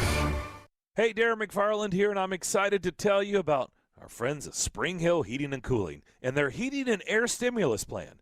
If your AC or heating unit is old and inefficient, then you need to take advantage of their special offer right now. They will double your tax refund up to $1,000. Huge savings with Spring Hill Heating and Cooling. Get a York unit that lasts with a 10-year parts and labor warranty with up to 60 months, no interest financing on all York units. Restrictions do apply. Schedule now at springhillac.com. Spring Hill Heating and Cooling, a York certified comfort expert company. Possibilities are all around us. We see potential in unexpected places. And when we share our knowledge, vision, and connections, we turn great ideas into action. Together, we can make real change happen. We're Rotary. We are people of action. Get involved today at rotary.org/action. This is Stan Harrison, CEO of Apple Collision Centers.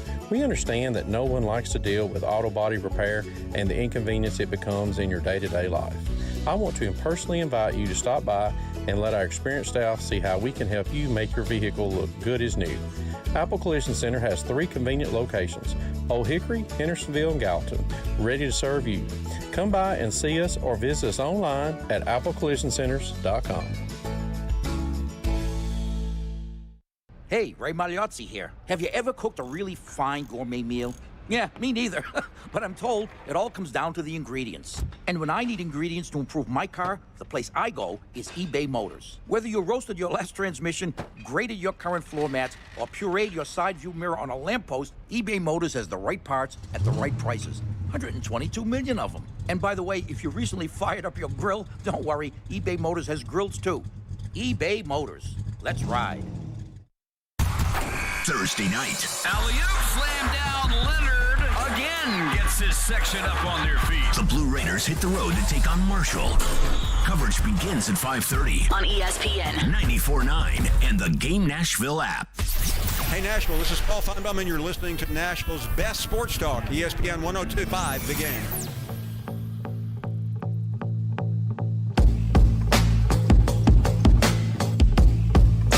Got where Tim Hasselbeck will join us at a little bit later than high noon. It'll be 12:30, bottom of the hour in the third hour. So Tim Hasselbeck coming up then. We'll get into all things NFL. I'll ask him about what we discussed with Wes Durham. Sean Payton hung it up yesterday for the Saints. Sorry, Elijah. I think it's going to be some lean years for a bit.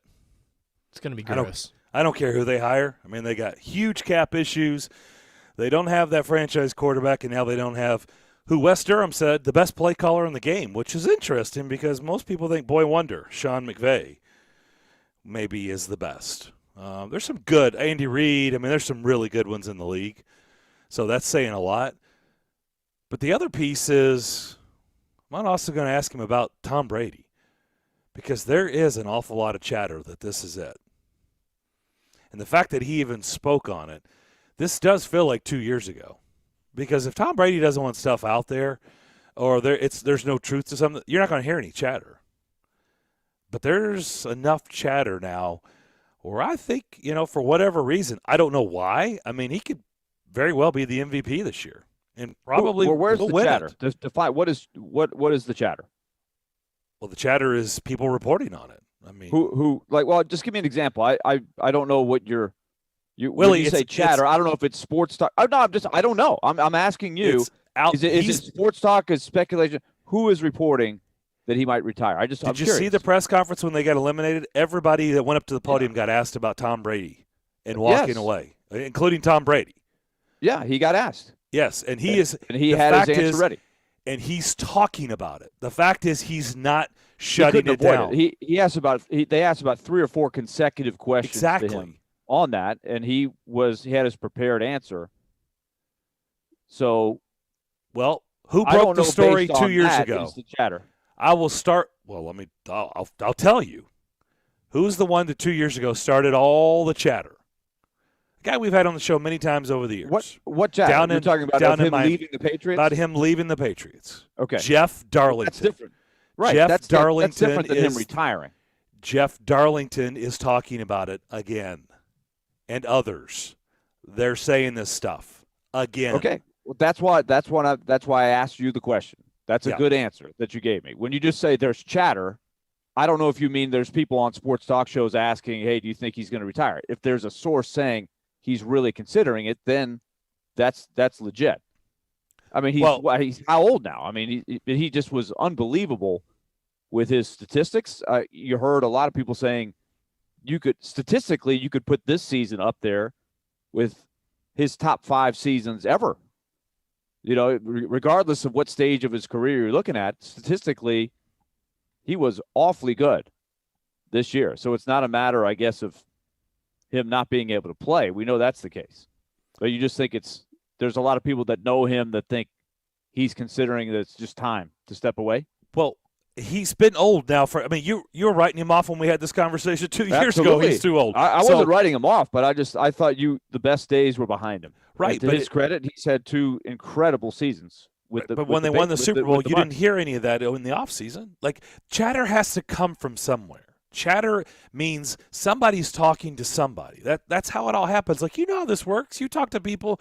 We talk to people in hockey circles that hear things. There's chatter, right? You hear stuff, and you hear stuff for a reason. Now, it doesn't mean it's going to ultimately play out. But with him, when it comes to Tom Brady, chatter just doesn't come up because he's getting a year older. Why would you bring that up when the guy could very well be the MVP of the season, of this year's season? Like, you wouldn't bring that up unless somebody is hearing stuff. And the fact that he kept talking about his wife and his kids and all that, and the fact that he was willing to go there and willing to talk about it a little bit to Tom Brady's standards says to me there's something to this. In fact, there's a lot more. I think there's a lot more than just something to it. And I think obviously it'll be a package deal. If he goes, Gronk goes. And by the way, Gronkowski's already said, if I had to make a decision today, I'm retiring.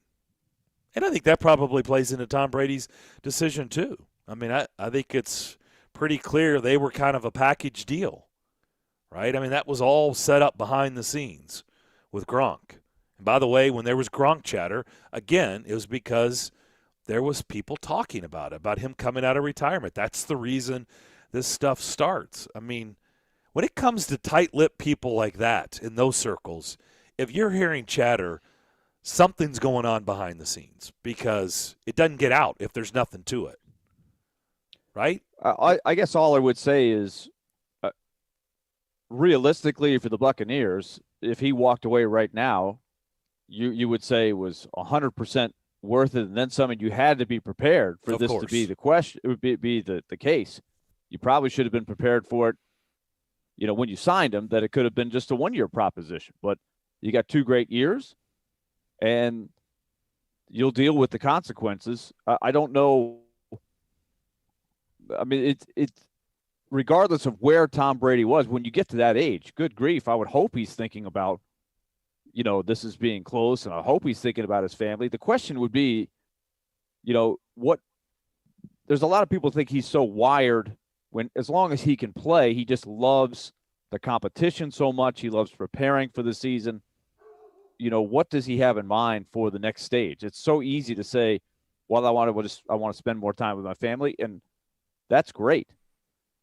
But there's a lot of people that get to that point, and then they have the itch and say, well, I can still play. I want to go back. And so I don't know. So everybody's different. Everybody's their own person with that. So I guess you can't rule it out. I would say that I think he's in a unique position. I agree with everything you said, but to me it's a lot like he's comparable to Mike Fisher. You don't think Mike Fisher doesn't have those same attributes? You don't think he isn't a competitive son of a gun? You think he misses the game? But are you saying he's leveraging, maybe I'll come back if? Nope. No. I'm not comparing the Mike Fisher comeback. I'm talking about retired Mike Fisher.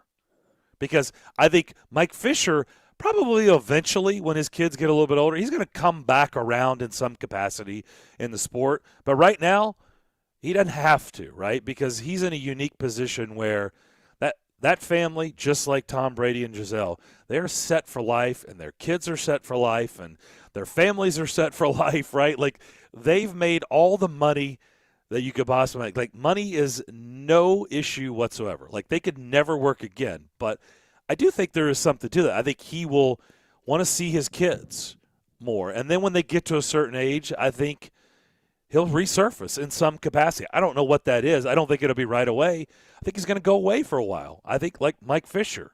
And then I think Mike Fisher eventually will come back around in some capacity in the sport. I don't know if you disagree with that or what you think about that, but they're in unique positions. I don't pretend to know about Tom Brady's plan for the rest of his life. Do you think, though, that there is anything of I'm thinking about it, I need to see some things from the Bucs? Do you think he's looking at the Bucs next year and saying, I don't like where it's going?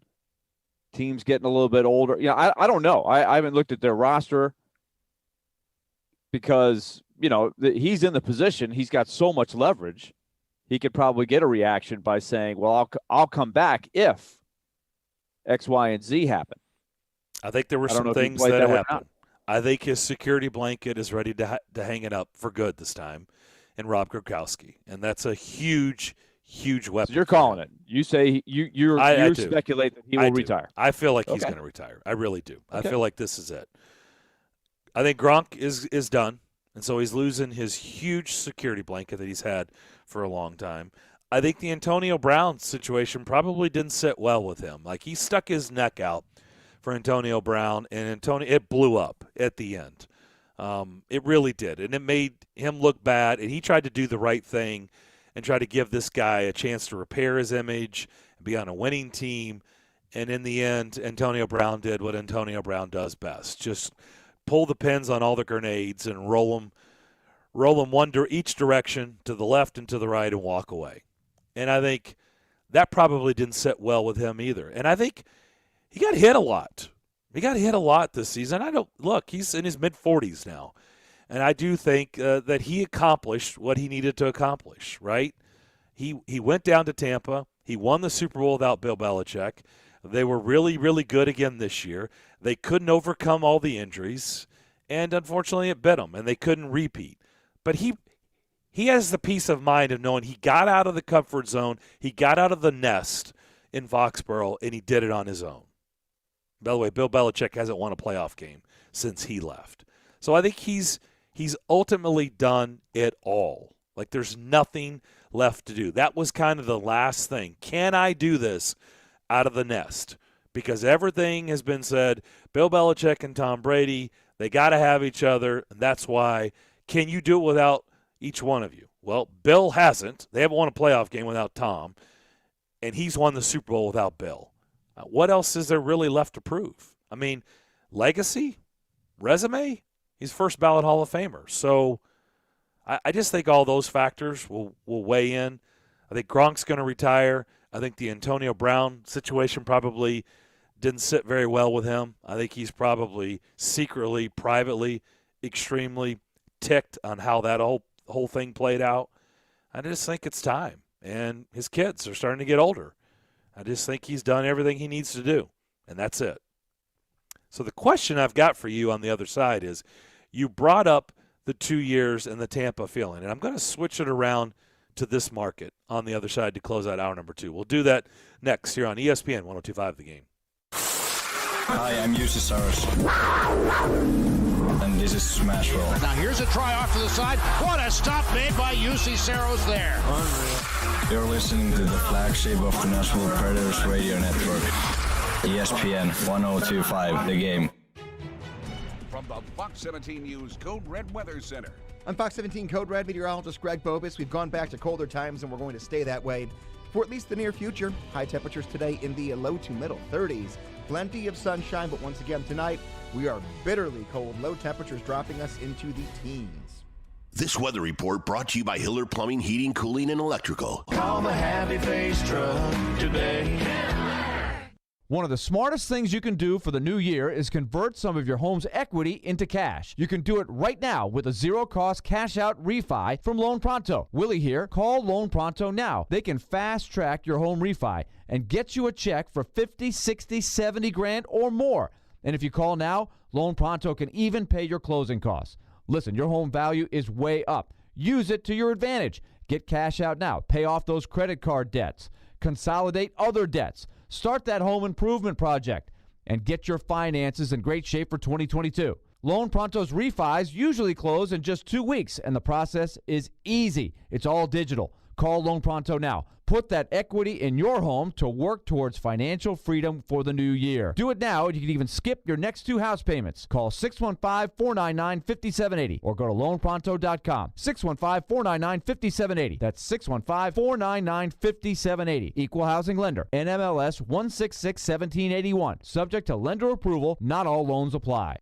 Houston Clinic Orthopedics at TriStar Centennial offers world-class orthopedic care with multiple physicians at this location specializing in spine, joint replacement, knee, hip, upper extremities, and other orthopedic conditions. Make better use of your time with Houston Clinic Orthopedics with on-site diagnostic and testing, timely appointments, and easy access to the facility. Get back to enjoying life. Schedule your appointment online at tn.houston.com. Houston Clinic Orthopedics at TriStar Centennial, across from Centennial Park and Centennial Sportsplex, when experience matters. Hey everybody, Robbie Stanley here to tell you about my friends at Jasper's. Jasper's is a casual restaurant and bar located on West End Avenue, equipped with TVs, a game room available for private events, a grab-and-go market, and free parking. Yes, free parking. This neighborhood spot is Nashville's new go-to restaurant and bar. You can try their selection of elevated bar food ranging from appetizers to chicken sandwiches to flatbread pizzas and the famous Smash Burger, as well as any of their delicious cocktails. So visit my friends at Jasper's, located at 1918 West End Avenue, and tell them that Robbie sent you.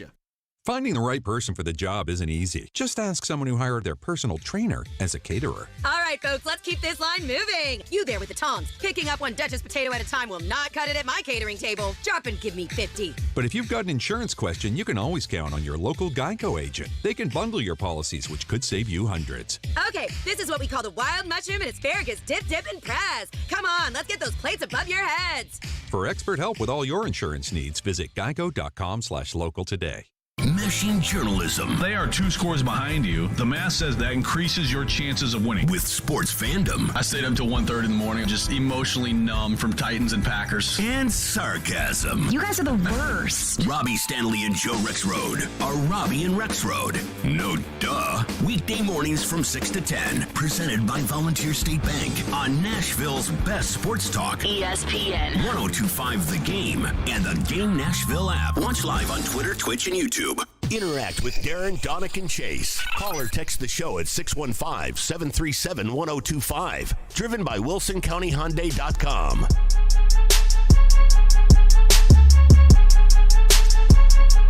Preds in Edmonton tomorrow night to take on the Oilers. A chance for you to participate in Preds Pick to Click tomorrow morning at 8:45. That's brought to you by New Amsterdam Vodka. All you're going to do is call in and pick a Predators player to score that night, which will be tomorrow night in Edmonton. And if they do, you can win tickets to a future home game. That's all you have to do. So remember that tomorrow morning at 8:45. Back here on Darren, Donick, and Chase. Darren McFarland, Willie Donick here with you. Tim Hasselbach, I see on SportsCenter right now. He'll join us at 12:30. So you said, I guess, if he walks away, I guess it was worth it. Well, we talked about it that whole offseason. He would have came here, and that was his body of work. And he did the same thing here that he did in Tampa. And then he decides to hang it up. And the Titans are left high and dry. No franchise quarterback. They don't have Gronk anymore, the stud tight end. Was it worth it? I think that's everybody's going to say yes, right? I mean, isn't that the answer? The answer is absolutely. Would there be any regrets? Of course not. Yeah. If that's what happened. Well, I mean, you said if Tampa, because Tampa like now will go off into the abyss, but wasn't it worth it? Of course, but Tampa was a bad team before they got Tom Brady. They weren't. They were desperate. The Titans had just come off of a AFC Championship game. They were in a different place than Tampa was. Yeah, Tampa's been. Yeah, they had. I don't think they'd won a playoff game since they won the Super Bowl, right? Yeah, was that the last they were time? a bad team. Yeah, they were ready to move on from Jameis Winston, and they were starting over.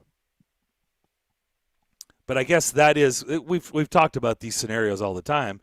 If it's a short window and the window works, no one's ever going to complain ever. Even if Tampa the next 5 years sucks, it's all worth it. It's all worth it. I would like to know someday, and now is probably still not the right time, but probably someday when this era of Titans football ends, and hopefully it's not hopefully it's not next year. Hopefully they still have a few more good years in them in this window. But I would like to know someday what the discussions were, how serious it got to really going down that path of making a play to bring Tom Brady here in the unique set of circumstances they were under. They had just beaten the Patriots. They had just led at the half, or were on the verge of leading at the half at Arrowhead. One good half away of maybe getting to the Super Bowl with Ryan Tannehill, who was coming into his own. They had great rhythm, great chemistry, great makeup, all of that stuff. But did they really consider changing at the time? Because remember, they had the other part of that equation was that they had to make a decision on Tannehill's contract, which they did. And they've won a lot of games since. They've won 2 division titles since. It's not like it's been a big strikeout. The answer would be pretty easy if we're sitting here and the Titans had flopped. Then I think we'd be talking about this a lot. But the fact is, Ryan Tannehill has been a great quarterback for them. Well, considering Mariota was the other option, so yeah, I mean it depends on great. That's I don't know if I'm great. You're ultimately judged on what you do in January. 85% of the 85%. Well, you got to get to the playoffs. Yeah, and you've gone one and done the last 2 years. So I'm well aware of that, but they have done really, really well. They've played exciting football. They've won 2 division titles. Yeah, they great have is done very, great very is well with him. A little steep for me. I'm not going great. You can stick with great. I'm not going great. Well, but ultimately, you fail. We watched a lot of really bad teams for about 6 or 8 years. I've failed. You will not hear me use that word. They flopped in the playoffs. There's no question. But they put themselves in a great position, and that's not easy to do. And he's a big reason for that. But I'm curious, just like everybody, did this, and now nobody would ever go public with that because it's not fair to all the people involved. But someday, when everybody's removed, I would love to hear the story from a Mike Vrabel or John Robinson or somebody to tell the story of, did it come close? Did they really consider it? Right. Did you have that? Like, how close were the discussions? Like, how serious were you? How did you reach? Did Tom pick Tampa over you? Did you tell Tom we're going with Tannehill? Go pick somebody else? Like, I'm with you. I'd love to know. I don't know if we will ever find out. Yeah, because maybe I can down the road. I'm sitting there. I have no regrets. I mean, I know you were making the play at the time. I was the one saying, I like the bird in hand. I like the direction they're going with Tannehill. And as we sit here 2 years later, I have no regrets. I don't sit there and say, boy, I wish they could have gotten Brady. I know there'll be plenty of people that agree with you, but I have no regrets at all with what they did. at the time or where they sit right now. And I'm not one of those people that says you can't win a Super Bowl with Ryan Tannehill after what happened on Saturday. I don't subscribe to the theory that in one game you can say, make up your mind definitively, you can't win with this guy. That is not how I think. Well, everybody says give him, everything's got to be perfect. Well, everything was perfect on Saturday and it didn't work. Yeah, so what's going to change? Nobody can argue that. Ryan Tannehill would not argue any differently. He flopped on Saturday. There's no way around that. But that, to me, does not mean that if they got into the same position next year, that the same thing would happen. I believe he could go right back out next year, just like the Washington Capitals flopped 3 or 4 straight years against the Penguins, and then they played the Penguins again, and they beat them, and they won the Stanley Cup. I believe that if given the same opportunity, which will be hard to do, I'm not convinced he would go out there and just flop again because of what happened this past Saturday. That's just me. Well, obviously there's a lot of people hoping that is true. And that's what we can talk about to begin the third hour, because this is what he's going to go through this offseason. He's going to go through an offseason where everybody's going to question him. Absolutely. Everybody's going to blame him. And we just saw that on the Predators. And I'll kind of link up the two and look how it's played out. So what you want is to see the response, because I think it's pretty safe. So we could sit there and talk about Deshaun Watson and Russell Wilson and Aaron Rodgers and all that. I think they're tied to him next year. Nothing's going to change on that front. So what is the response by him? Because it's not going to be a fun offseason for him. It's not. All the chatter, all the talk, everything written, everything said on Sports Talk Radio is going to be bad. It's going to be bad. Like, you can't win with this guy. This guy chokes. I mean, all the stuff. That's going to be the narrative the entire offseason. He's going to have to win back the fan base because no one's going to trust him. So the question is, how is he going to respond to that? We can talk about that to begin the third hour of Darren, Donick, and Chase. That's next. ElectronicExpress.com. We make it happen. Professional quilt maker Dana Balliard once said, "There are no rules in quilting, and if you think that there are, then it's time you try breaking a few." Now, I like that type of creative entrepreneurial spirit, and that's why I do my adult beverage trading at Red Spirits and Wine. It's not just a great selection of distilled spirits, single-barrel Red Select whiskeys, great wines from around the world, and awesome craft beers, but it's more the way the folks at Red just go about their business. At Red, they keep it interesting and fun. And the Cracker Jack crew makes you feel welcome after a hard day on the trail, never coming off like some of them snooty-nosed, big-talking whoop-de-doos. At Red, it's always square dealing with the best in service, selection, and prices. Plus, Red is locally owned by real folks, not some totally faceless corporation. There's no doubt in my mind, Red is my kind of place. Red Spirits and Wine, Highway 70 South and Old Hickory Boulevard. And check them out on Facebook, Instagram, and at redspirits.com. Hi guys, are you struggling with erectile dysfunction and sick of the pills? Well, today only, we're doing something unheard of. Hillside Medical Clinic uses the most powerful form of wave therapy, shown by Cambridge to repair blood vessels and get rid of ED at its core. If you're ready to put a stop to your ED, call us now, and not only will the assessment and ultrasound be free, we'll also include something unique that produces immediate results in the bedroom. That's worth the trip, guys, trust me. And today only, we're offering 3 additional treatments to our patients free. This means that if you notice results fading, we'll retreat you free of charge. This is unprecedented, and it's only good today. Call us now to qualify. 615-576-5000. That's 615-576-5000. Put a stop to your erectile dysfunction and get your love life back. Call Hillside Medical Clinic now. This offer ends today. 615-576-5000. Get in on the conversation at 615-737-1025. The game text line is driven by Wilson County Hyundai. Online at wilsoncountyhyundai.com.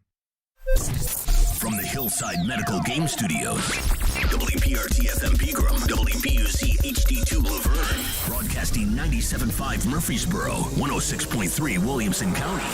ESPN 102.5 The Game and the Game Nashville app. A Cromwell Media Station. Live from the Game Nashville studios, it's time for Darren, Donick, and Chase. With hosts Darren McFarland, Willie Donick, and Chase McCabe. on Nashville's best sports talk. ESPN 102.5 The Game.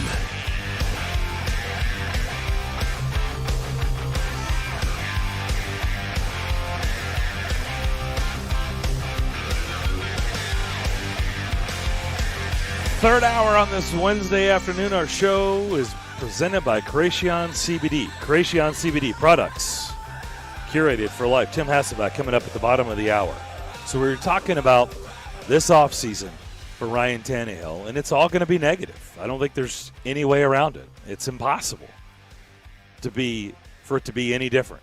And there's a whole lot of people that have pulled the ripcord on Ryan Tannehill. Said, I need to see it. I'm not going to be a believer again until I see it. This is now 2 times he's left me at the altar, disappointed. And so that's the narrative Ryan Tannehill is going to have to deal with. And, oh, by the way, he's getting a huge bump in pay. He's going to be making close to $40 million next season, which also is not going to sit well with the fans. But, we've seen this before in this market, and what you want, if they are indeed coming back with Ryan Tannehill and they're running it back with him, and obviously things will change around him, you want to see the response, because there are also 2 Predators players that have big contracts that the fans had identified were underachieving, that the team identified that were underachieving, and they took the brunt of the entire offseason in Ryan Johansson and Matt Duchene, right? There's no doubt about it. And so they had to hear that the entire offseason, like Ryan Johansson and Matt Duchene have got to be better. If this team is going to have any success, they've got to be better.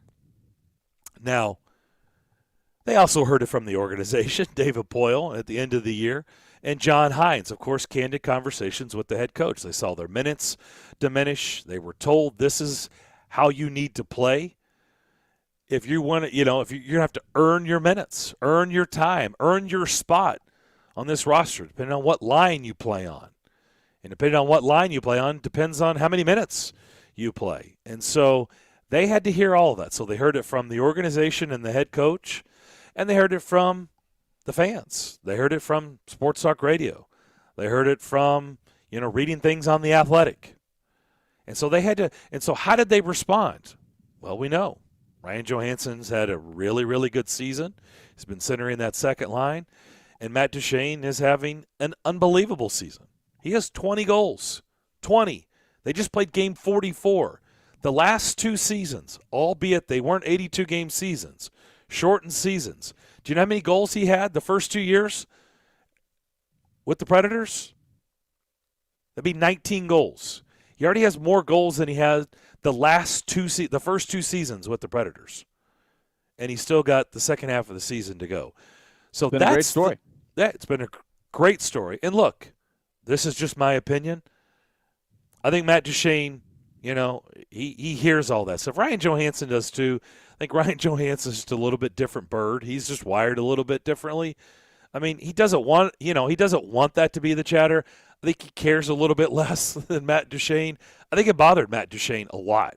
I think you can see it when he does interviews. I think you can see it in his play. He's carried a chip, and that's okay. I want that.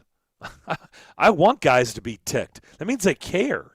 I want guys to prove everybody wrong. I want guys to say the narrative is going to change starting right now.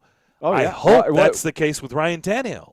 Wasn't that interesting that it was Seattle last night that they were playing? They didn't mention it on the broadcast. I was wondering if they would go down that road. I know where you're going. Seattle could have had Johansson, could have had Duchene, etc. They passed, just like that was the prevailing thought. Everybody was pretty much banking on that. There was absolutely zero speculation that they would take those guys. In fact, this is my question last hour with the Brady thing. We'll probably never know if there was an offer on the table. You can have Matt Duchene and we'll give you X to take Matt Duchene. Remember, that was sort of the prevailing thought for them to actually take on that contract. They could have gotten something else in addition. Seattle. And the Predators would have gotten nothing in return. But isn't it great for the Predators that it's worked out the way it has? Because Matt Duchene, to his credit, and Ryan Johansson for that matter, who was in the same category, they put their mind to it. They hung in there. And they have bounced back. And so as it relates to Tannehill, there's no doubt this is going to be a really challenging offseason for him. He's going to hear it, whether it's firsthand or secondhand or thirdhand, that's it. And he doesn't have to be told. He knows. Nobody's more disappointed with what happened on Saturday than he is. And that's really what it's all about. I've never questioned Ryan Tannehill's toughness, competitiveness, team attitude. He's if he weren't a likable guy, I think it would maybe influence me a little bit. But I see a guy that is all about team. I see a guy that is tough. He's available. He has been out there. And it's not like he has never played at a high level. Like his stats, if you put all of his stats for 3 years together, stats look pretty darn good. And could you do better? Yeah. I mean, everybody would love to have Josh Allen and those guys, Patrick Mahomes. He's not that guy.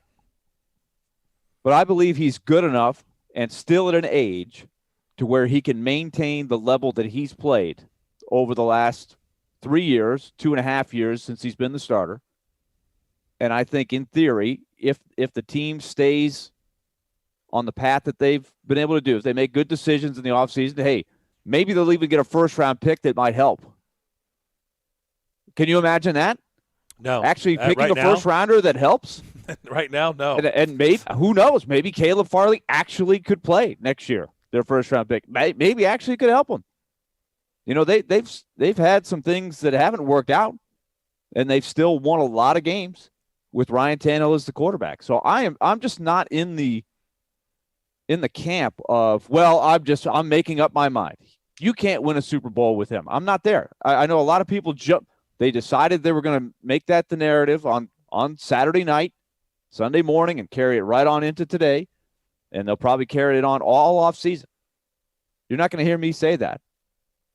I think he's the same quarterback that he has been, and I am granting you that he lost the game for him on Saturday. There's no way around that.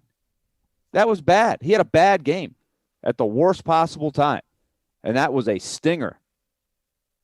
But I still believe he's the same quarterback he's been. Now, you ask a good question. Like, will that game affect him going into next year? Right? I don't think he's mentally weak that you will see him just all of a sudden become a guy that never plays well again because of that. But we have seen some guys who are never the same after having a performance like that. Did you think he was tight Saturday night? Did he look loose and free? Or did he look like a guy who was tight? I saw the guy make some good throws during the course of the game. He threw a great touchdown pass to A.J. Brown. He hit A.J. Brown several times down the field. Also missed A.J. Brown. Oh, absolutely. Open. He missed. Yeah, he did. But he also had a pass by Kari Blasingame dropped.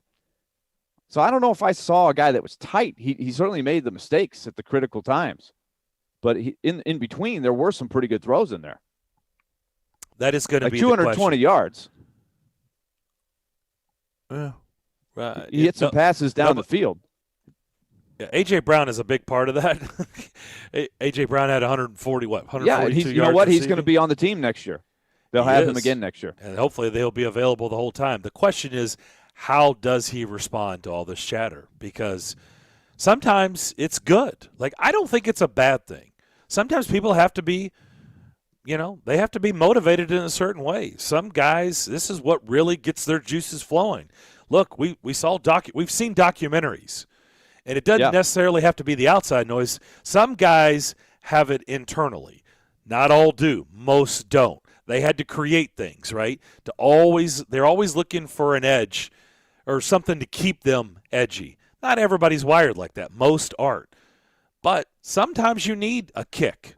Sometimes you need something like this to happen. I don't think there's any doubt. I'll continue to say it. I don't have any proof. It's not like I've sat down and talked with Matt Duchene about it.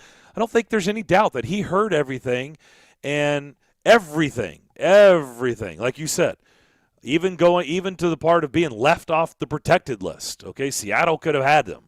Okay, could have chose them. They were left off the protected list. And what the head coach told them, and then all the chatter in the market, everything that was being written about them. They heard all that stuff. But what did they do with it? They responded. And it's very clear that, it's affected their play this year. And that's a good thing. Like I said, I don't have any problem with that. I don't care how a guy, how an athlete gets there, as long as it's there. It doesn't bother me. I don't, a lot of people look at it as like that's a negative. Oh, you have to do something to get them motivated. So what? If that's what it takes. I've never felt that way about Tannehill. I've always liked his makeup. I've always felt like he's a great competitor. I don't see a guy that lacks drive in any way. And I also don't see a guy that's going to crack. I also the other part I don't know about the crack part. I'm not willing to go there. The other part I'm absolutely with you. I don't see any of that either. He's won big games where the game's been on his shoulders. He's got to make the play, the comeback in the fourth quarter. He's got a lot of games since he's been a Titan that's gone really, really well. So it's not like he constantly chokes under pressure. But in the playoffs, the record speaks for itself. It hadn't gotten done. Yeah. There's no question about it the last 2 years. Let's go to our phone line, driven by WilsonCountyHyundai.com. Scott, what's up? Yes, sir. You guys are still talking Titans and Tannehill. Just real quick, just some things to think of. I keep hearing a lot of people talking about go out and get a new quarterback. Well, whoever your top 5 quarterbacks are in the NFL currently, I'd like for someone to tell me who they think is capable of unseating any of those top 5 currently in the NFL or on the college level right now. There are none. And Tannehill continues to get blasted for giving the game away. Granted, he did not play his best game. But before the final interception was thrown, we still had a chance to win. I say, if the offensive coordinator says, guess what, guys, we're going to run the ball, we're going to get down here, we're going to kick a field goal, or we're going to run out of time, and we'll go to overtime. Someone has to take responsibility for calling the play that Tannehill threw the interception on. And then after that, consider this. Jamar Chase is their go-to guy. And if you look back on the film, you've got Kevin Byard 10 yards behind him, and 20 yards in front of him is Janoris, I want to be called Jack Rabbit Jenkins. And Jamar Chase just sits down between the two of them and catches the ball uncontested, which allows them to continue the drive that ultimately led to a field goal. So I say pump the brakes and let's go out and get a wide receiver, maybe Jamison Williams in the first round. Maybe we go find us a Tyreek Hill wannabe to fill up a slot position, and we go at it one more time. Thanks for the time, and I'll listen to your response. Bye-bye. All right. Thanks for the call. We'll do that on the other side. We'll respond to some things that were thrown out there. Don't forget Tim Hasselback coming up at the bottom of the hour. Willie, you're going to tell everybody about QC Kinetics. Let's talk QC Kinetics. Remember their mantra, get going in 2022 and get rid of that joint pain that has been bothering you. Remember, make the resolution right now to get yourself moving the way you want to move in 2022. So you've been hindered with joint pain. I want you to listen. Call QC Kinetics. Non-surgical regenerative treatments for joint pain. Lasting results using natural biologics. No surgery, no pain meds, no steroids, no downtime. That's what you're looking for. So if you've been at wit's end and this joint pain keeps bothering you and you really are not wild about a surgery, you definitely don't want to take a bunch of drugs. This is exciting stuff. Regenerative, restorative treatments that actually encourage your body to heal itself using highly concentrated natural biologics. So the patients have raved about the results they're getting for their hip pain, knee pain, shoulder, and back pain. So don't let them keep giving you the steroids. Call and get the free second opinion. Explore this option. It might be for you. QC Kinetics. Do it now and imagine life here in 2022 without the joint pain. 615-249-4024. That's 615-249-4024 for QC Kinetics. Machine journalism. They are 2 scores behind you. The math says that increases your chances of winning. With sports fandom. I stayed up till 1:30 in the morning, just emotionally numb from Titans and Packers. And sarcasm. You guys are the worst. Robbie Stanley and Joe Rexrode are Robbie and Rexrode. No duh. Weekday mornings from 6 to 10. Presented by Volunteer State Bank on Nashville's best sports talk. ESPN. 102.5 The Game and the Game Nashville app. Watch live on Twitter, Twitch, and YouTube. The playoffs are in full swing, and Electronic Express is bringing you halftime show-stopping deals. Get the full game day experience. 4K TVs from Samsung, LG, Sony, Hisense, TCL, and more. We've also got huge savings in every department. Computers and gaming, smart home, housewares, and more. The game wouldn't be complete without the food, so save up to 40% on all appliances with up to 36 months free financing. We've got what you need to get big game ready at Electronic Express. We make it happen. This week's deal of the week is the Hard Rock Cafe in downtown Nashville. Right now, get half off a $25 gift card at thegamenashville.com/deals. There's always something exciting happening at the Hard Rock Cafe Nashville, home of one of the best music scenes in the country. There's no better place for great food, a vibrant atmosphere, and most importantly, a love of music. Go to thegamenashville.com/deals now to get half off to Hard Rock Cafe Nashville. That's thegamenashville.com/deals for half off to Hard Rock Cafe. When purchasing your next vehicle, it's nice to know that you can deal with a locally owned dealership like Payne Chevrolet that has been in the same family for over 96 years. Home of the lifetime powertrain warranty on new and pre-owned vehicles, Payne Chevrolet also makes it easy to shop. You can literally go to PayneChevrolet.com, point, click, and drive away in your new or pre-owned vehicle. Check out Payne Chevrolet in Springfield on Memorial Boulevard or go to PayneChevrolet.com. Payne Chevrolet, 9 decades, 4 generations, and 1 tradition. Men, what if I told you that now you're able to get testosterone replacement therapy in the comfort of your own home? No more weekly trips to the doctor's office. We come to you 7 days a week, 12 hours a day. Be seen by a licensed medical professional in the privacy and comfort of your own home or office. You decide. Schedule your appointment today at CoolSpringsMDformen.com. Tannehill fires. The season may be over. This team had more upside to continue winning than the 08 team. I agree. But the conversation is just beginning. 9 times. Nobody's ever been sacked 9 times in a playoff game and won. What do the Tennessee Titans need to accomplish this offseason? If you can't win the Super Bowl with Tannehill, then it's time to start figuring out who else can come in here to do it. Keep it locked to Nashville's best sports talk. ESPN 102.5 The Game and the Game Nashville app. If you've missed any of today's show, just search Darren, Donick, and Chase on Apple, Spotify, or on your favorite podcast platform. Tim Hasselback at the bottom of the hour. Okay, let's address receiver in the first round. Look, I think the bottom line is what we were talking about earlier. It's just time for this franchise to draft someone in the first round that actually plays in game one. I mean, the last 3 years. It's less important the position as it is just the production. I mean, just think about it, and I get it. Jeffrey Simmons today has been well worth it. He's a beast. It's been a great pick, but even he wasn't ready, right? It took him the second half of his first season to start getting in there and contributing. And then the last 2 years have been a disaster. Well, I guess, a disaster because they haven't touched the field, right? I mean, basically, you've gotten nothing from the first-round pick. How about just a first-round pick? Like, what a concept. A first-round pick that actually suits up and plays in week one. Like, what a concept that would be. Like, I don't know what the position is. I just would be in favor of somebody that can play right away. Now, caller brought up, to find a Tyreek Hill. Well, that's like me sitting here belly aching about not having the franchise quarterback, which I have done for years and years and years because I know how much that changes everything and how much more difficult it is to win at the high level and get to the finish line when you don't have that. So everybody's searching for that. Well, you don't think everybody in the league is searching for another Tyreek Hill? It's not that easy.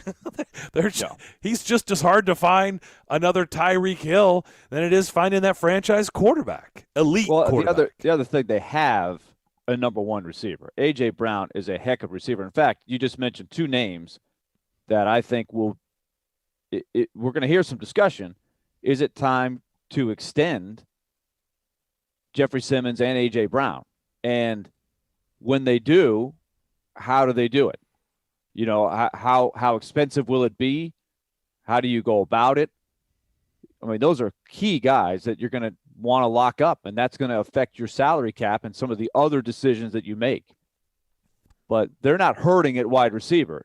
I think what they need at wide receiver is much more gettable in a lot of different ways. It could be through the draft. It could be through just the right guy at the right price. And I think the bigger question is Julio Jones. I looked at the Julio Jones contract. I thought it was just 1 more year. They actually have 2 more years but on that deal. I think there's they can actually get out, though, right? Well, after next year? After next year? Not well. Looking at the spot rack, I don't know all the details of the, March 1st and June 1st and new league year, all that stuff. But it appears on the spot rack with Julio Jones that even if the listing of dead money for this year is 13.2, so that ain't happening. Yeah, it's not unless you rework the contract. He's going to be back next year. Yep. The following year, his cap hit is still $14.3 million. But what's in 2023? What's the get out? Dead cap 8.4. Okay. Wow. I don't know if that's all. I don't know if you can get out of that restructure. It says restructure 2.8. I don't know what that means. So I need a capologist to tell me. But we'll get Joe Corey on here soon. Get him to weigh in. We need Joel. We need Joel. We can do that. Yeah. We'll call upon Joel. But Julio Jones is a question mark, right? And then after you got NWI, who looks like a nice piece somewhere in some role. He's not going to light the world on fire. Somebody who can get down the field and really take the top off the defense would be, to me, what you would be looking for. Let's go to Gary on our phone line, driven by WilsonCountyHyundai.com. What's up? Hey, you say Gary or Jerry? It says Gary on the screen. Well, I may be taking Gary's place. This is Jerry. Well, Jerry, you're up next. Welcome, Jerry. You're on. You're on the radio. Okay, buddy. Hey, thank you. Look, I appreciate you taking my call, and I enjoy your show, and I'm sitting here listening a whole lot about Tannehill and what he did right and did wrong, and I understand, but of course you got Aaron Andrews, Aaron, that was a girl, Aaron Rodgers that lost in Green Bay. He's a pro. Yeah, what happened with him? But I'm thinking the Titans need to reevaluate our drafts and find us a quarterback that can come in and be our franchise quarterback forever. Tannehill, there's nothing wrong with this dude. He made a few bad decisions, and he had that instant pick right off the bat, first throw. Hey, he's human, but I'm thinking that we need to concentrate in our draft on a quarterback that can be our future quarterback forever. Okay. And just like Mahomes, and you have the other quarterbacks in the league right now. You have Mahomes. That's number one. You had Josh right there in Buffalo that did the thing, But look, the older quarterbacks like Aaron Rodgers and stuff, he lost. He lost San Francisco. Our guy, Tannehill, he's a journeyman. He's been in Miami. He's been around, and he's a good guy, but he can only do what his old offensive coordinator calls him to do, and he made some stupid plays, cost us the game. And I think we need to draft and find us a quarterback that's going to be there from now on. Okay, I'll hang Jerry. up and listen to what y'all got to say. Thanks for the call. It's difficult because they're drafting. I was looking at the latest draft order. I think their current spot is, 26th? So I believe that's right. That's not great. So they've got the 26th pick in the first round. All these guys that we're talking about were drafted higher than that. I also not sure this is the year, unfortunately, to find that franchise quarterback. It doesn't look like a great crop of quarterbacks. But look, you know how this works. They'll get to Indianapolis next month, and they'll start falling. This is where people start falling in love. It is, it is the month for Valentine's Day, and somebody's going to fall in love with Matt Corral, and somebody's going to fall in love with the Pitts, and somebody's going to fall in love with the quarterback from Liberty.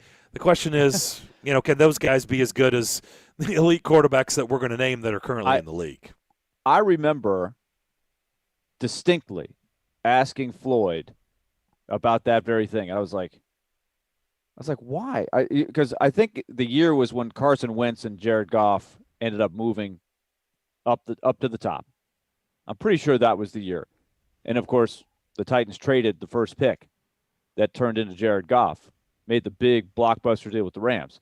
I said, I haven't heard of either one of these guys. Are these guys that good? Because I don't think people were buzzing about them until the process really started. And I said, you really think those guys are going to move up? He says, they always do. They always do. Of course. So there's probably going to be those guys. That doesn't mean that the next quarterback is there. I don't see it picking at 26 where they are as a franchise. I don't see using the first-round pick on a quarterback under any circumstances. If you want to roll the dice and hope that you catch lightning in a bottle in a mid-round pick, even they don't have a second-round pick. That's Julio Jones, right? That pick is gone. That pick is so gone. We're talking third, fourth, fifth. You want to take a shot in there somewhere. If the right guy's there that you like, maybe. But I think that's all you can really expect. The first-round pick's not going to be a quarterback. Well, but, I mean, look at all these guys. I mean, Daniel Jones. Nobody was talking about Daniel Jones at Duke, right? And then because remember, then everybody falls in love with him, and that was the draft here. And it's like, I remember Tim Hasselbeck came over. We were on Broadway, that Thursday, the day of round one. And I remember asking him, like, is this really going to happen? Like, I understand. We've been hearing all this Daniel Jones stuff for 2 months. But are they really going to pull the plug and actually – or pull the trigger, pull the plug. They should have pulled the plug. Pull the trigger and actually draft this guy top 5, top 10. And he was like, yes. And I'm like, but this is how this stuff happens, right? Like most of these guys were you talking about Wilson at BYU? Were you going, oh man, this guy's going to go top 3 for sure. Trey Lance, right? We were all going, have you seen this kid in North Dakota? Whew, boy. Woo.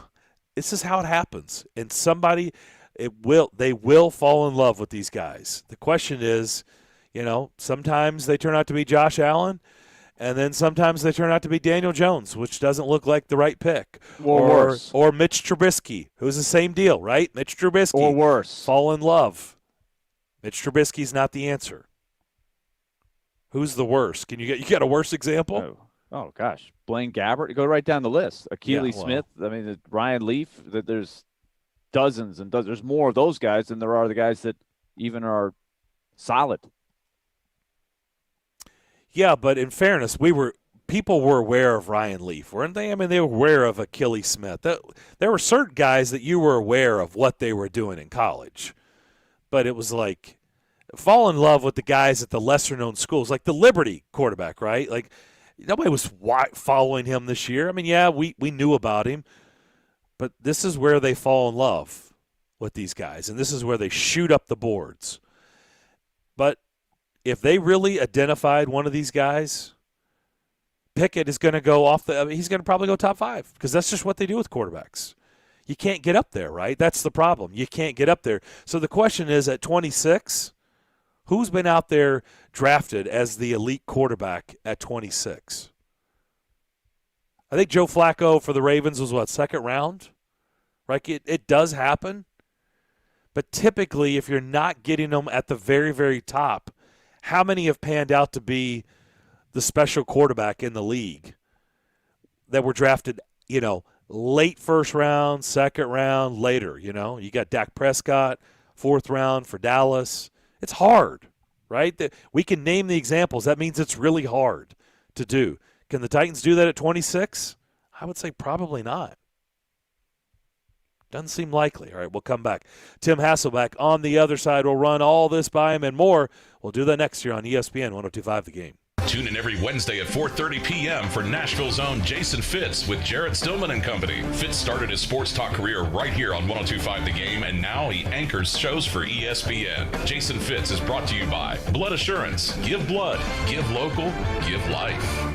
Winning this award is truly like winning the Super Bowl of car dealer awards for Mercedes-Benz. Edwin Vickery, General Manager of Mercedes-Benz of Music City. Culture eats strategy for lunch.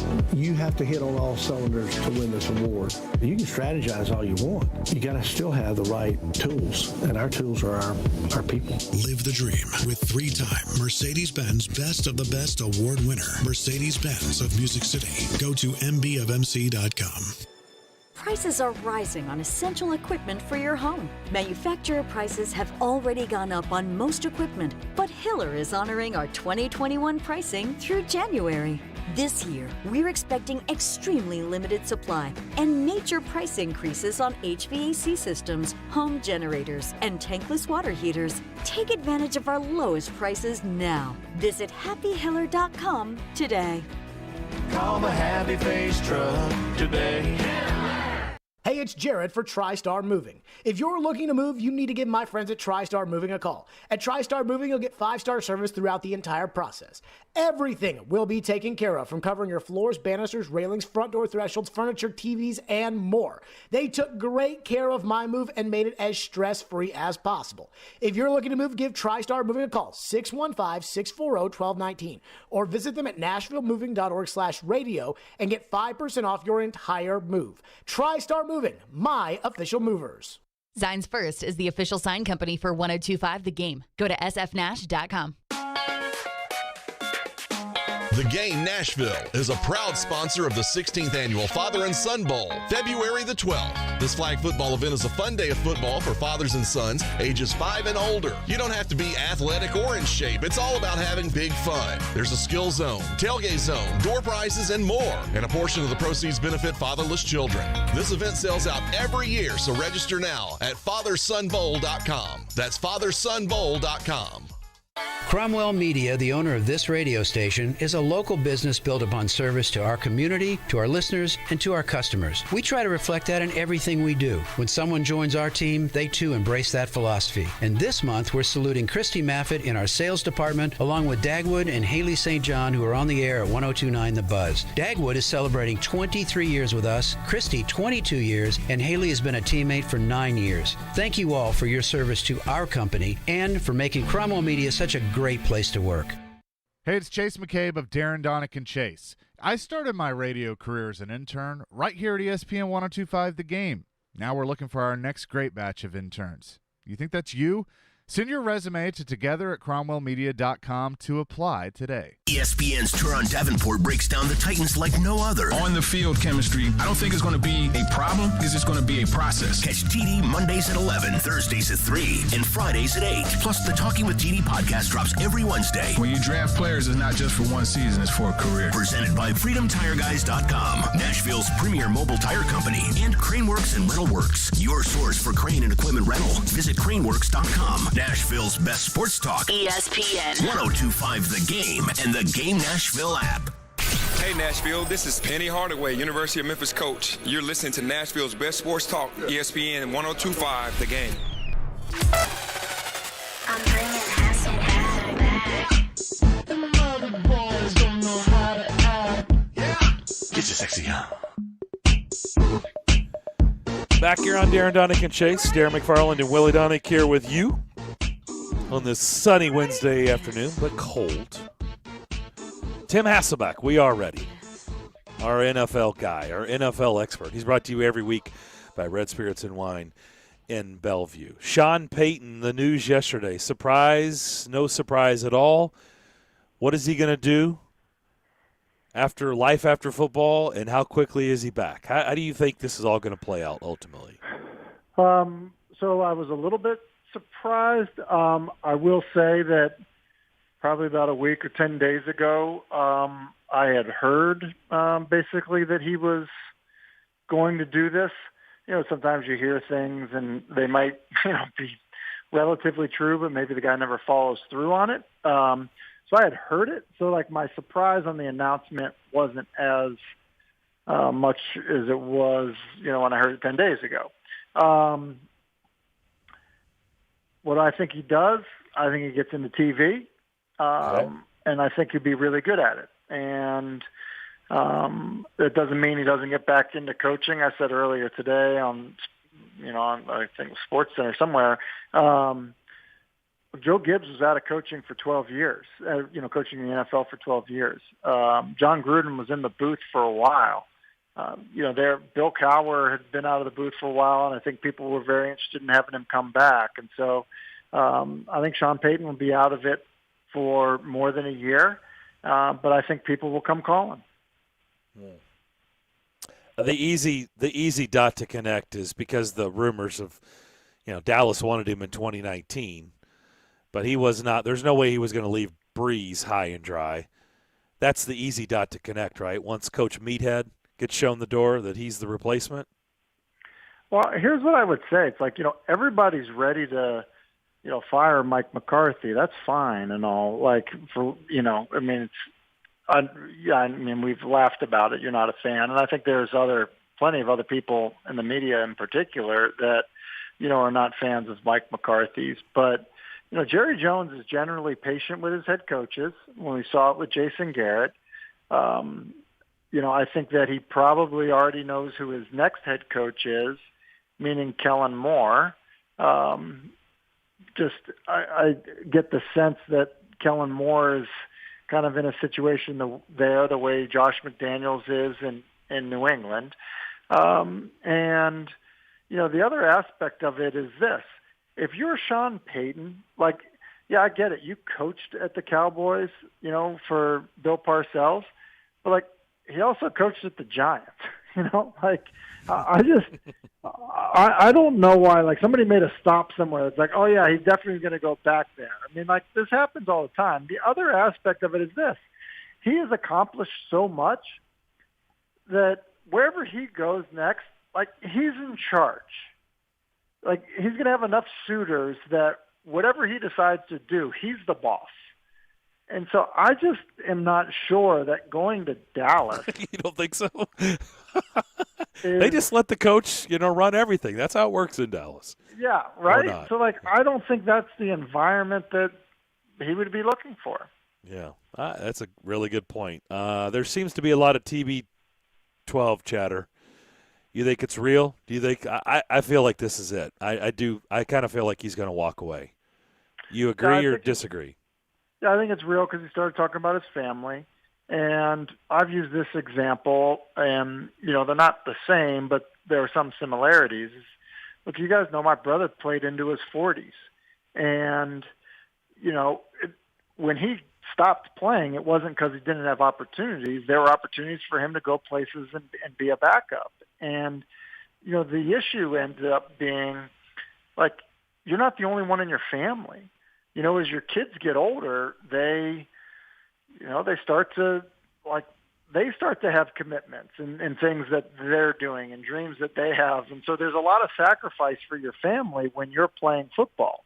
And while it's a great profession, there's a lot of, kind of things being put on the back burner. And you're not in control of your schedule. So I just know his kids are getting older, his kids have interests, and his kids, as they get involved in things, he's missing it. And there just comes a point where you look up and you go, well, wait a second. I only have so much more time before they leave and go to college, and then that's it. So I think that pull, no matter who you are, whether you're a superstar quarterback or not, those things are real if you're human. Yeah. So you tend to lean that that was it. All right, here's where I lean. His decision is he's not walking away because I can't, I have the passion or I can't compete at a high level. When he walks away, it's going to be because of his family. Sure. And look, as I know I'm talking to the head coach of the Smyrna Braves. Look, here's the reality of it. It goes fast. In 2 years, maybe well, what's different than when he decided to go down, to Tampa? Well, look, 2 years in a kid's life and what they're interested in is a lot. I'll give you another one. 2 years in terms of your parents and their health and your time to enjoy, spending time with them and their ability to travel, that can change a lot. And so they're just, I know, and I've seen it too many times with players where it's look, I don't get to see them on holidays. I don't get to, when my kids are on spring break, I don't get to go on it. I don't, whatever it, whatever it is, the sacrifices are real. And, eventually people are like, look, it's been a great run, but I need to kind of start to enjoy some of these aspects of my life. Yep. I don't know if you heard, Tim. I know you've been on television a lot today. We've been watching on mute. The Titans lost on Saturday to the Bengals. They're not playing in the AFC Championship game. They're not hosting the game. What were your thoughts? Let's get your reaction to what took place here Saturday night. Well, let me first say thanks for watching on mute. Means a lot. I was touched by that comment. Was it closed captioning? Was there at least closed captioning? Nope. Really no closed appreciate captioning? Listen, just say you enjoyed looking at me, Dan. Just go ahead and say it, okay? Yeah, I think it was a really disappointing loss. I don't know how else to say it. Like, offensively, it just wasn't good enough. I mean, I feel like, to just kind of be as candid as I can, I think that it was a great defensive performance wasted. I mean, that's how it felt. And that's not I'm not trying to sit here and take things away from, Cincinnati in terms of what they were able to do. But, the play Mike Hilton makes on the interception, it's a great play by Mike Hilton. But,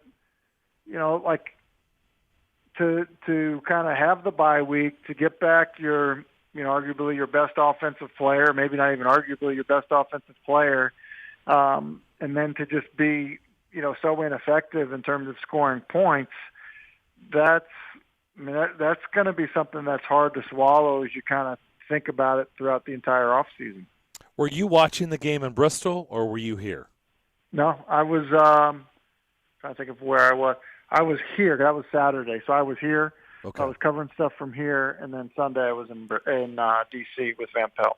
Okay, I know you go on Sunday nights with Van Pelt after the game, so I wasn't sure where you were at the time. So when the Titans scored and tied it at 6, and then the penalty, the extra point would have been 7-6, but decided, hey, it's at the 1, go for 2. Did you what went through your mind at the time? Not now that we know how it all played out. What were you thinking at the time? Good move, bad move? Yeah, I didn't have an issue with it at the time. Look, they're that's a strength of Tennessee's, right? They've got good run blockers. They've got good short yardage and goal line, track record, plan, personnel. So I had no issue with it at the time. And really, that wasn't why they lost the game. Going for 2 in that moment was not why they lost the game. You could say that it could have factored in down the stretch. It could have. Do they go for it on 4th and 1 if they have a 1-point lead, 17-16 at the time? Yeah, here's what I think. There's a good example. I'm glad you brought up the 4th and 1. There's a couple things in that sequence right there. Okay, I'm on the quarterback, and I get that, and that's look. You throw 3 interceptions, and there's going to be criticisms of that. You look at the 3rd and 1 play. They call a zone read, and with a big, powerful back who's been out for a long time, so you haven't been repping the ball handling stuff the way that you would if he had been healthy. To me, that's not a good call in that spot at all. If you're gonna run them, and you can kind of look at it and say, well, should Ryan give it to him? Should Ryan keep it? Obviously keeping it was not, the right move. They don't get it. So then they go for it on 4th and 1, and they don't get it. It's who's to blame for that? That's not the quarterback, right? And so I think I think you can look at that and say, look, if you can't do that, you have 2 downs to get 1 yard. Do you deserve to win with the personnel that you have? And so I think that, I think when you look at some of that stuff and you look at, the Mike Hilton interception that I referenced, look, everyone's like, oh, hey, run the ball. Here's the funny thing. They called a run. It was an RPO. So they basically called it's a zone will concept. But as you can see, Mike Hilton is blitzing into the front. they do not have a blocker for Mike Hilton. And so Mike Hilton's going to hit that thing right in the mouth, and it's going to be tackled at the line of scrimmage. And so Ryan's doing the right thing by pulling it and throwing the bubble. The issue ends up being he doesn't find a throwing lane. And by not finding a throwing lane, a bad, play gets created. And, obviously a good play by the defense, but a bad play by the offense. So, to me, those things are both way more important than going for 2 at the 1 yard line because of a penalty. I don't know if you've heard, but D-Mace is back in the mix, with Chase being a suit. The D-Mace is back in the mix. You're going to hear him a lot more on our show. He's not on with us today. He was on Monday and Tuesday for the full show. He'll be back on tomorrow for the full show. And the reason I'm telling you that is because we now have more bills to pay. So need you to hang on for a second. We need to pay some of those bills, including D-Mace. We'll come back. More with Tim Hasselbeck on the other side. But, Willie, you've got a word about Loan Pronto. All right, let's start paying those bills. Let's talk Loan Pronto. Loan Pronto, of course, is there for you for all of the needs that you're looking for to get the financial freedom of 2022. You've got all kinds of great stuff happening in our area. Number one, your home value is way up. Number two, the mortgage rates still continue to be very, very low. That's an advantageous position for you to be in. So that means right now is a great time to call Loan Pronto and lower that mortgage payment. You can get it down considerably. Or better yet, if you need some cash right now, take some cash out of your home's equity and you can reinvest in your home, make it even more valuable. Or if you've just simply got some bills to pay, they can fast track your home refi, get you a check. And if you call now, Loan Pronto can even pay those closing costs. They've got an easy, smooth process that takes about 2 weeks, and you can walk away with a check in your hands that you can use right now to pay off those credit cards, consolidate other loans, pay other expenses that you might have, or, as I said before, reinvest in your home. Call Loan Pronto now and find out about it. Put that equity in your home to work towards your financial freedom. Do it now. You can even skip your next 2 house payments. How's that for some short-term budgetary needs? 615-499-5780. For Loan Pronto, 615-499-5780, or go to loanpronto.com. Equal housing lender, NMLS 166-1781. Subject to lender approval. Not all loans apply. Thursday night. Now here comes Matt Duchene to center. You got yourself a rugby. The Predators continue their road trip as they head to Edmonton to take on the Oilers. Pre-game at 7, puck drop at 8 on Smashville's best sports talk. ESPN 102.5 The Game and the Game Nashville app. From the Fox 17 News Code Red Weather Center. I'm Fox 17 Code Red meteorologist Greg Bobus. We've gone back to colder times, and we're going to stay that way for at least the near future. High temperatures today in the low to middle 30s. Plenty of sunshine, but once again tonight, we are bitterly cold. Low temperatures dropping us into the teens. This weather report brought to you by Hiller Plumbing, Heating, Cooling, and Electrical. Call the Happy Face Truck today.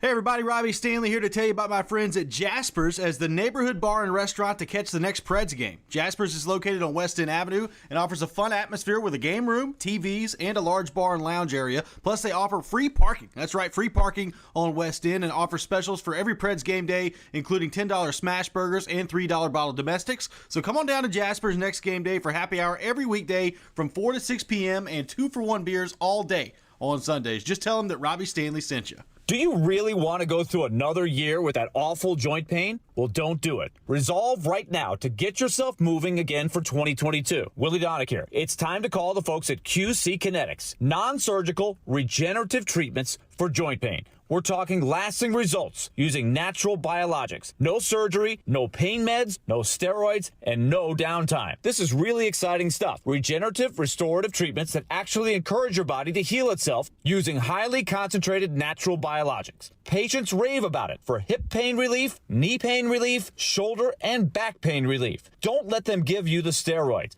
Don't let them tell you your surgery is the only option. Get a free second opinion at QC Kinetics and do it now. And imagine life in 2022 without pain. Call the local medical professionals at QC Kinetics. 615-249-4024. That's 615-249-4024. That's 615-249-4024 for QC Kinetics. Interact with Darren, Donick, and Chase. Call or text the show at 615-737-1025. Driven by WilsonCountyHyundai.com.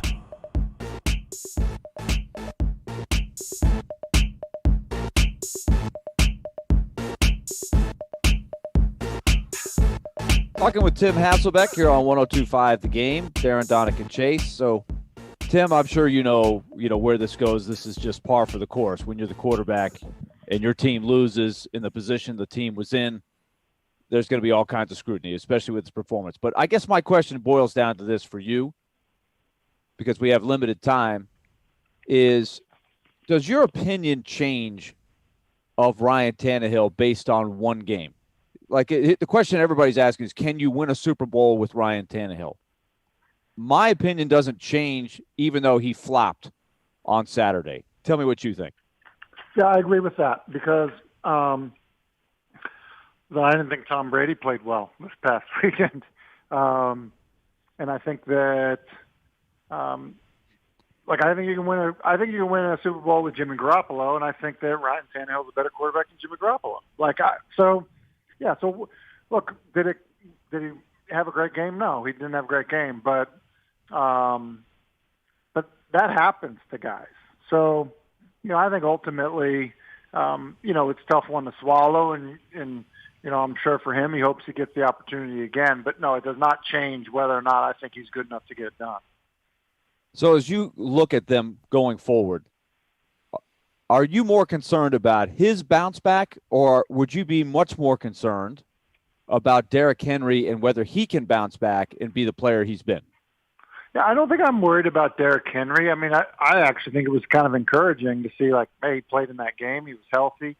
Now he can take his time, letting the foot heal, and do certain things to, kind of strengthen it and, I guess not be risking the potential of a setback the way that, I think that some people feared going into the playoff game. And then in terms of bouncing back for Ryan Tannehill, I think it's more about what does the offense look like around him? I mean, let's face it. I think it was in some ways, I don't say unfair. I mean, but they had very few games where the offense that they wanted to have out there was out there around him. And I've said this a million times, and I know that it's true. Quarterback is still a dependent position. We talk about Patrick Mahomes all we want, but they drafted some really talented offensive linemen. They've got one of the best tight ends in the game. They've got one of the fastest receivers I think that's ever played. And then Joe Burrow, it's okay. Well, they've got a Pro Bowl caliber back. They've got 3 wide receivers that would start on most teams. It's still a dependent position, and so I think having guys available is still critical for Tannehill or anybody else. All right, I know you got to run, and we don't want to watch, on mute. So who's in the Super Bowl? Give me your picks for this weekend. I think Kansas City wins. I think they get after Burrow, but I think they also have the ability to score. So I think Kansas City wins, and then I can't believe I'm going to do this, but I'm going to say the 49ers. Really? Come away with the upset. Wow. 3 times this year they're going to beat the Rams? It's been done before. I just feel like they have their number, man. They run the ball. The way they run the ball, they can gash you. I feel like there's a lot of pressure, a lot of buildup and a lot of pressure for the Rams, and not as much for the Niners. All right, if you give us a shout-out, we'll turn the volume up. But if not, I'll just keep you on mute. All right. Thank you, Tim. Good. All right. Good to talk we'll be to watching. you. Tim Hasselbeck, brought to you every week by Red Spirits and Wine in Bellevue. And I'm not kidding. He literally is going right to probably SportsCenter right now because he's been all over the television today. He has. We appreciate him working us in, though. We do. 49ers, really? I don't see it. I think the Rams and the Chiefs are going to get it done. I do. But, hey, been wrong about the 49ers the entire playoffs, so I'm sure Reno will call in on Friday and pick 6, and he'll double down on the 49ers like he has every week. And Elijah, has he won pick 6? He has, indeed. I was going to say, he has to, right? He's doing double top shelves on the 49ers. Killed it with the all-road game selection. Yeah. Gosh, he certainly did, and almost pulled it off. The Bills almost made that happen. Wow. I don't see it, but like I said, I haven't picked him to win one playoff game yet, so I guess I shouldn't be surprised. And the minute I said 3 times in a season, yeah, well, how do you think the Titans got to the Super Bowl? They beat a team 3 times in a season, so it can be done. It can be done. All right, we'll come back and switch gears. We'll have our weekly chat with Chris Mason. We'll talk about this Predators team that keeps getting it done. They won now 3 in a row after the win last night in Seattle over the Kraken. It'll be Edmonton tomorrow night. That'll be an 8 o'clock puck drop. We'll come back with C-Mace next here on ESPN 102.5 The Game. From Brentwood to Donaldson. From a fantasy perspective, he is absolute gold. We are Nashville's best sports talk. ESPN 102.5 The Game and the Game Nashville app. ElectronicExpress.com. We make it happen. Are you interested in starting your own business? Join the Blink Law Entrepreneur Summit on February 2nd for their one-day event to help anyone start a business. Not only will you hear from experienced entrepreneurs from a variety of fields, but all attendees will also get a one-on-one consultation with an attorney who will register your business. You will leave the event with certified documents and an officially registered business. This is a great opportunity for anyone who wants to jumpstart a new business. For more information and to register, go to facebook.com/BlinkLawLLC. It's the official Bud Light Preds watch party as the Nashville Predators take on the Edmonton Oilers this Thursday. Puck drops at 8 p.m., but the party starts at 7:30 with all kinds of specials. See you at headquarters, Beercade, downtown Nashville on 2nd Avenue. Go Preds! Hi guys, are you struggling with erectile dysfunction and sick of the pills? Well, today only, we're doing something unheard of. Hillside Medical Clinic uses the most powerful form of wave therapy, shown by Cambridge to repair blood vessels and get rid of ED at its core. If you're ready to put a stop to your ED, call us now, and not only will the assessment and ultrasound be free, we'll also include something unique that produces immediate results in the bedroom. That's worth the trip, guys, trust me. And today only, we're offering 3 additional treatments to our patients free. This means that if you notice results fading, we'll retreat you free of charge. This is unprecedented, and it's only good today. Call us now to qualify. 615-576-5000. That's 615-576-5000. Put a stop to your erectile dysfunction and get your love life back. Call Hillside Medical Clinic now. This offer ends today. 615-576-5000. When purchasing your next vehicle, it's nice to know that you can deal with a locally owned dealership like Payne Chevrolet that has been in the same family for over 96 years. Home of the lifetime powertrain warranty on new and pre-owned vehicles, Payne Chevrolet also makes it easy to shop. You can literally go to PayneChevrolet.com, point, click, and drive away in your new or pre-owned vehicle. Check out Payne Chevrolet in Springfield on Memorial Boulevard or go to PayneChevrolet.com. Payne Chevrolet, 9 decades, 4 generations, and 1 tradition. Jackson Hewitt needs you to know 3 things about filing taxes this year. 1, there are thousands of dollars worth of new tax credits on the table. 2, you have to file for them to make sure you get the right amount. 3, a Jackson Hewitt Tax Pro will help track down every credit you deserve. Tax credits for being a parent, taking care of a parent, going to school, and so much more. You don't want to miss out on thousands. Jackson Hewitt knows that. Discover thousands in tax credits and get your biggest refund guaranteed. Learn more at jacksonhewitt.com. Look, staying healthy isn't easy. Watching your diet, hitting the gym, avoiding stress.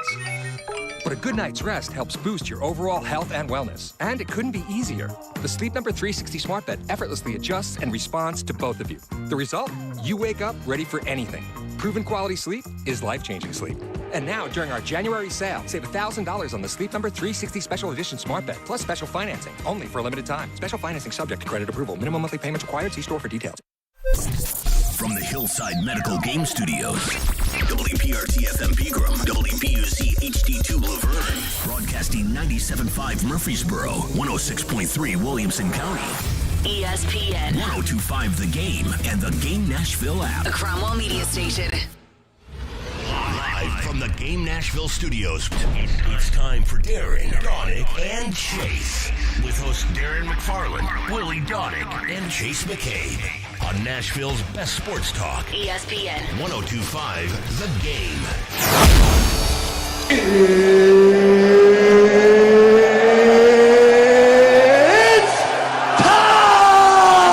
Shot broken up in front, and what a slick backhand try right in front of Chris Mason. And now the quick pass down the middle, breaking in, and a backhand stop by Chris Mason. And Marlowe with a 2-on-1, a 3-on-1, and what a stop by Mason. Cheacher right in front, and what a stop on Ekman by Mason. And goal, number 3, Chris Mason.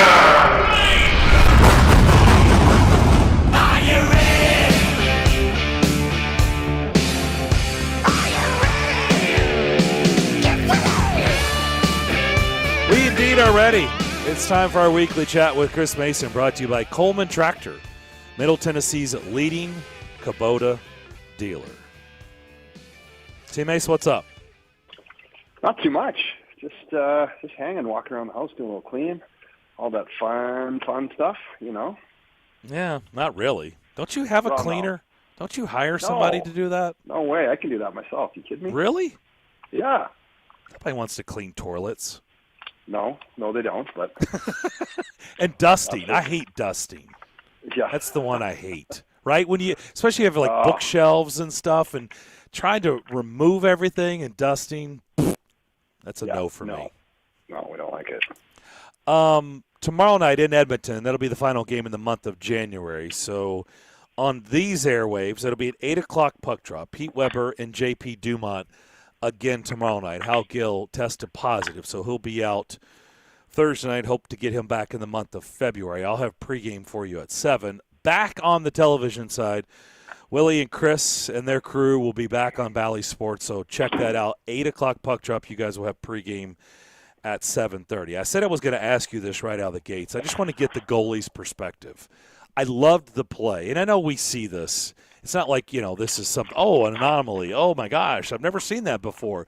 But I just love it, and I love the savviness of Cousins coming down the right side in the first period and seeing Johansson on the back door and didn't feel like he could get a clean pass through, like the slot and the crease area.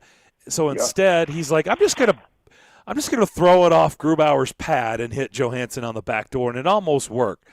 I want to know, 1, what you think of that play, and 2, what's that like as a goaltender in that position?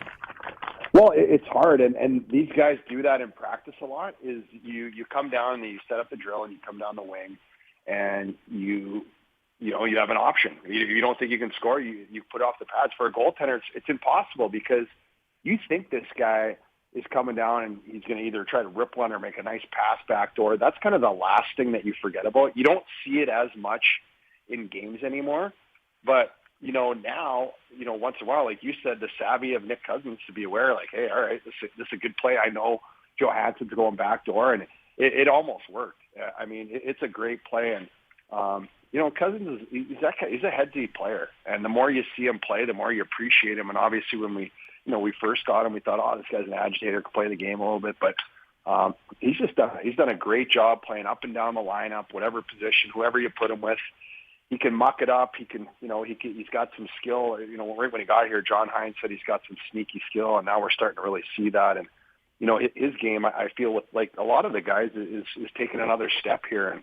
And again, just good headsy play, good veteran play. It's tempting for a player when you're in that position to shoot to score, but sometimes you recognize the situation of, hey, I might be able to create a better chance by just putting it off the pads. And for a goalie, there's nothing you can do. It's going across the grain. You're set up on that shot. That's all. Unless you get it with your stick, it's going right back out to where it did to Johansson. So great play there. Good heads-up play.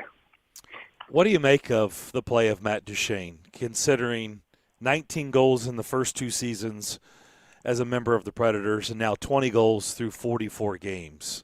Nice power play goal there last night to seal the victory. Had two goals, 2 even-strength goals Saturday night in the win over Detroit. And just really playing, I mean, I love his skating this year, man. He is skating with a purpose, without a doubt. What do you make of Duchesne's play? I love it. And, you know, he even said it last night when he was talking to Linda after the game. He just said, you know what, it's confidence. These guys, he's always had the skill. He's always had the skating ability. He's always had all that. You know, I think last year, I think you could see some doubt, some hesitation in him, and maybe over the last couple of years getting settled, all the expectations, the big contract and this and that, and maybe just not quite, you know, couldn't get out of his own way, I feel, at times. I mean, he loves the game, and when you put more pressure on, you try a little harder, and sometimes that restricts your instincts, the way that you just feel the game. You go out there and play. When you think too much, there's a split second of hesitation, and by the time you know you're into the game, it's too late, you know, to make plays like that. So I feel this year he's free of that. He's you know, really confident. His line mates and his teammates are you know, the whole thing. But you know, David Poyle's probably sitting there just going, "Thank God." You know, we got this. Thank God, you know, we needed Johansson, we needed Forsberg, we needed Duchesne to have big years. If you want to call this a competitive transition or whatever, everyone's got a different word for it. But those guys don't, you know, they don't perform or produce like they do. Hey, you never know. You're in a full rebuild, and you're selling these guys off and buying people out left and right. So these guys are doing what you know, they got signed to do, and it's a beautiful thing because the consistency's there too, which is great.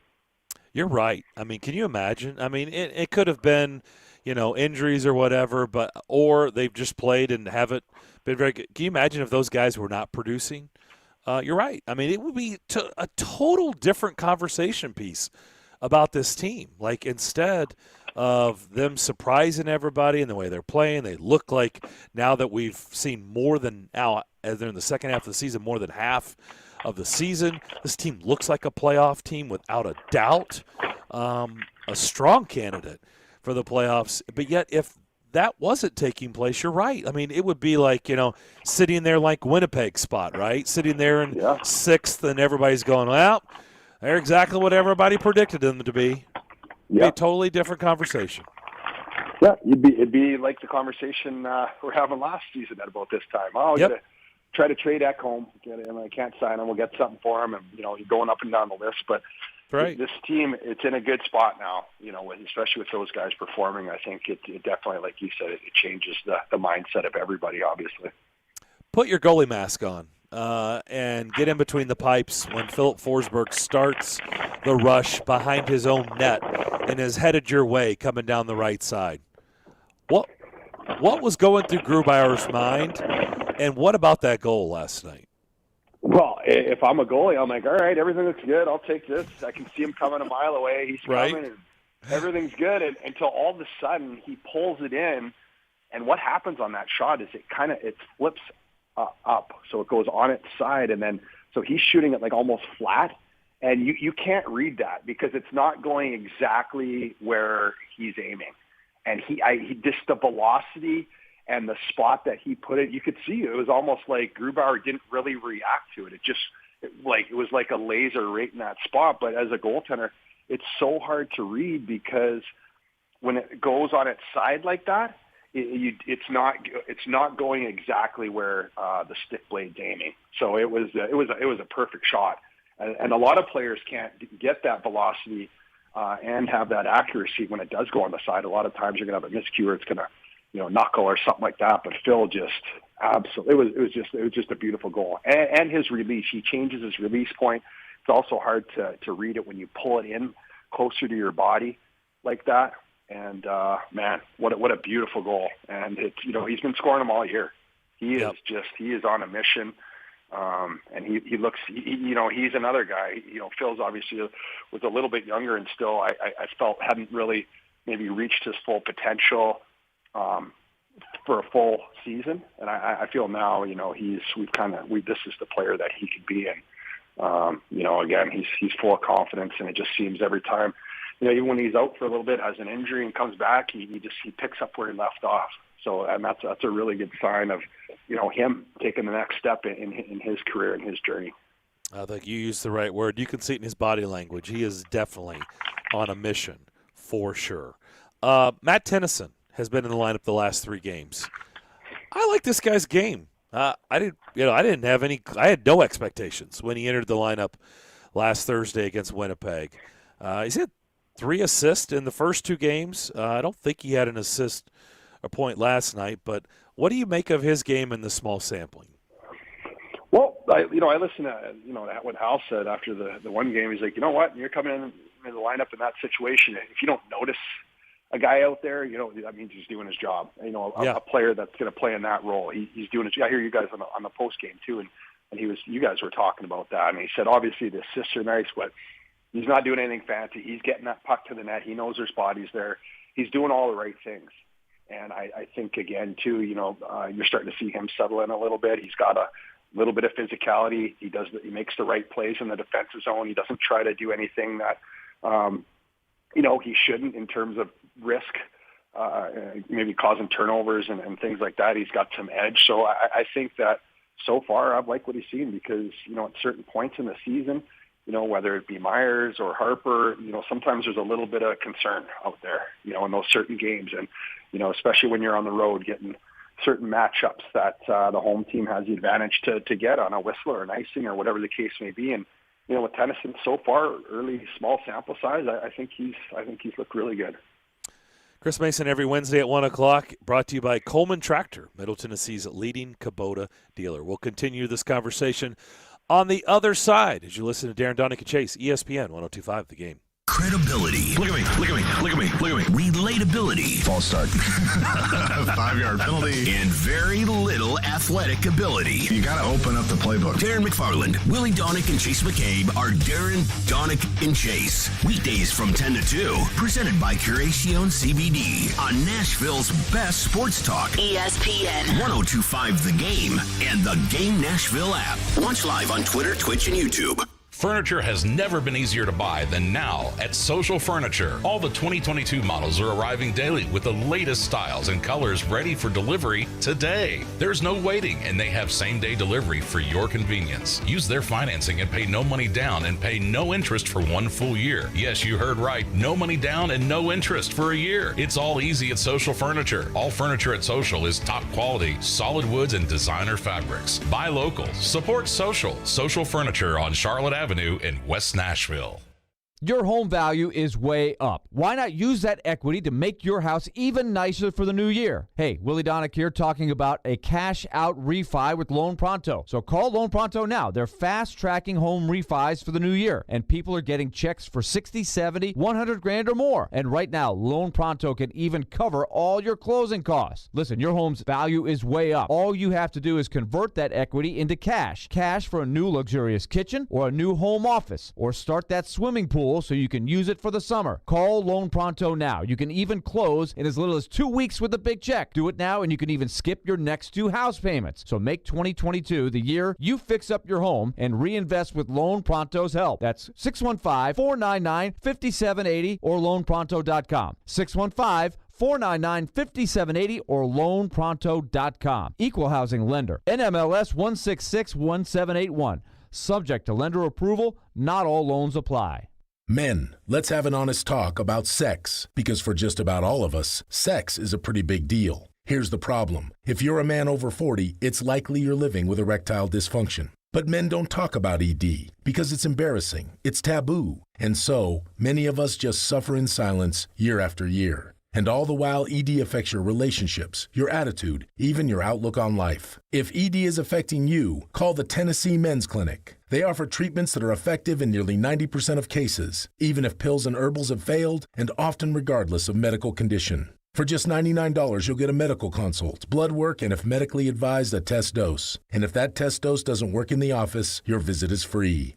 Get treated. If you're like most men, you could get your sex life back. Call the Tennessee Men's Clinic at 615-208-9090 or go to TennesseeMen'sClinic.com. Contact your doctor if an erection lasts more than 4 hours. Visit our website to learn more, including side effects, treatments extra, results vary. I know you've been waiting a little bit longer than normal. Jen's manicure spot needs an extra pair of hands. Who's at the front desk right now? Someone who's handy with everything from nail files to spreadsheet files. Deidre's not coming in today, but we have that whole bachelorette party. Indeed can help her hire great people fast. I need Indeed. Indeed you do. Instant Match instantly connects you with quality candidates whose resumes on Indeed match your sponsored job description. Visit Indeed.com/credit and get $75 towards your first sponsored job. Terms and conditions apply. Hey, this is Matt Duchesne, and this is Smashville. Drummond down the left side with Duchesne. Duchesne scores!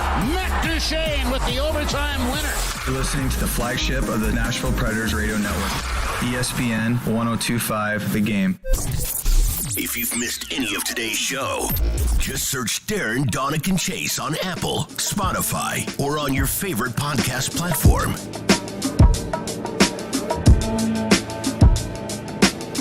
Back here on Darren, Donick, and Chase here on ESPN 102.5 The Game. We're continuing our conversation with Chris Mason. We talk Nashville Predators hockey. The Preds back in action tomorrow night against the Oilers. And Mace, before we get to a look at that game, because I think that's going to be a really interesting matchup, I feel like we have to not take for granted again another outstanding performance by UC Saros. And the people on the broadcast last night said it. If you take a look at the analytics after the game, the scoring chances were pretty even in that game, even though on the surface you might say, well, you know, Nashville is better than Seattle. They should beat Seattle, etc. You know, there was chances there for Seattle to score a lot more goals. And you had two very interesting goalies. Last year, Philip Grubauer was a Vezina finalist, and he parlayed that into a big contract. He makes more money than UC Saros. UC Saros signs a deal. UC Saros outplayed Philip Grubauer last night. And they said, I think Dominic Moore at one point said, this was a difference-making performance. Nashville's goalie was better than Seattle's goalie. But, I mean, it's just we all know it here. But I thought that was another great example for a national audience to see how good UC Saros is. Absolutely. And you know, it just shows you it's one shot, it's one save. It's you know, it's the difference. It's half a goal every two games. You know, and UC Saros is that good. I mean, he is, to me, I think he's the biggest difference maker in the National Hockey League. And there's a lot of goalies, you know, this season that are having good years. And you look at Vasilevsky, and you know, he's a difference maker too. But you know, they also have the luxury of having a high-powered, potent offense. And you know, this year the Preds are getting the goal support, and you know, he's racking up the wins. But it's in those tight games. It's in, you know, the one point in that hockey game, they're going back and forth, and you know, Saros gives up a goal. It's a completely different hockey game. But he's just it's, you know, we were talking about the consistency of Forsberg and Duchesne this season. Well, I don't think there's been any more consistent player in the league this year than UC Saros. It's almost comical in a sense that it's so impressive that his consistency, and not only just being like good, being amazing every single night. You know, it's just, he's in every save. It almost seems like to score on him, you're going to have to make a perfect shot. You're going to have to, you know, get in it's going to have to be deflected or a rebound or some goal that you're like, well, Saros had no chance on that one. It went off his defenseman or this, or, you know, whatever the case may be, but it's every single night. And this goes back to last season, halfway through last season. And, you know, he got hurt and Pekka filled in and he was awesome. And then Saros comes back after that 2-week hiatus and he's the same old Saros. He is a special player.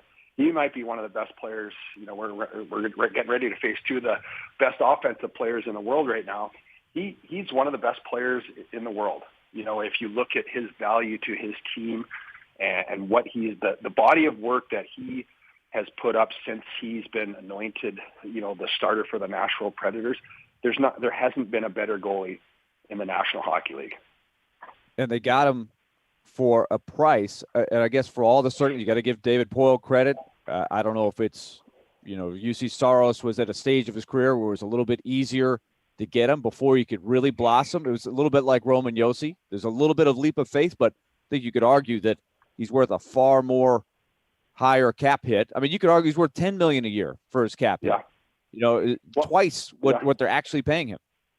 Absolutely. It's funny how this league has the contracts go, the offensive players. You go ahead, you pay Connor McDavid, you pay Leon Draisaitl. Yeah, they're the best players in the world, but you got no goaltending. You're short on defense. Where's that going to get you? Not going to get you the Stanley Cup. He'll sell some jerseys, and I guess at the end of the day, it's about making money and the flash and the pizzazz. But you have the opportunity to build your team any way you desire. And one thing David Poile has done very well in his career. Look at Ekholm's deal. Look at Ellis's deal. Look at Yarncroke. Look at Sissons. He gets them before they reach their prime. And UC Saros coming into his prime. There's no guarantee he's going to turn out and be this. It's not a guarantee. You can project somebody's future. You can project their talent and their worth down the road. But it's a risk. And for UC Saros, he's like, well, how do I turn down $5 million? How do I turn down this contract? This is a great opportunity for me. I'm the starter. I love it here.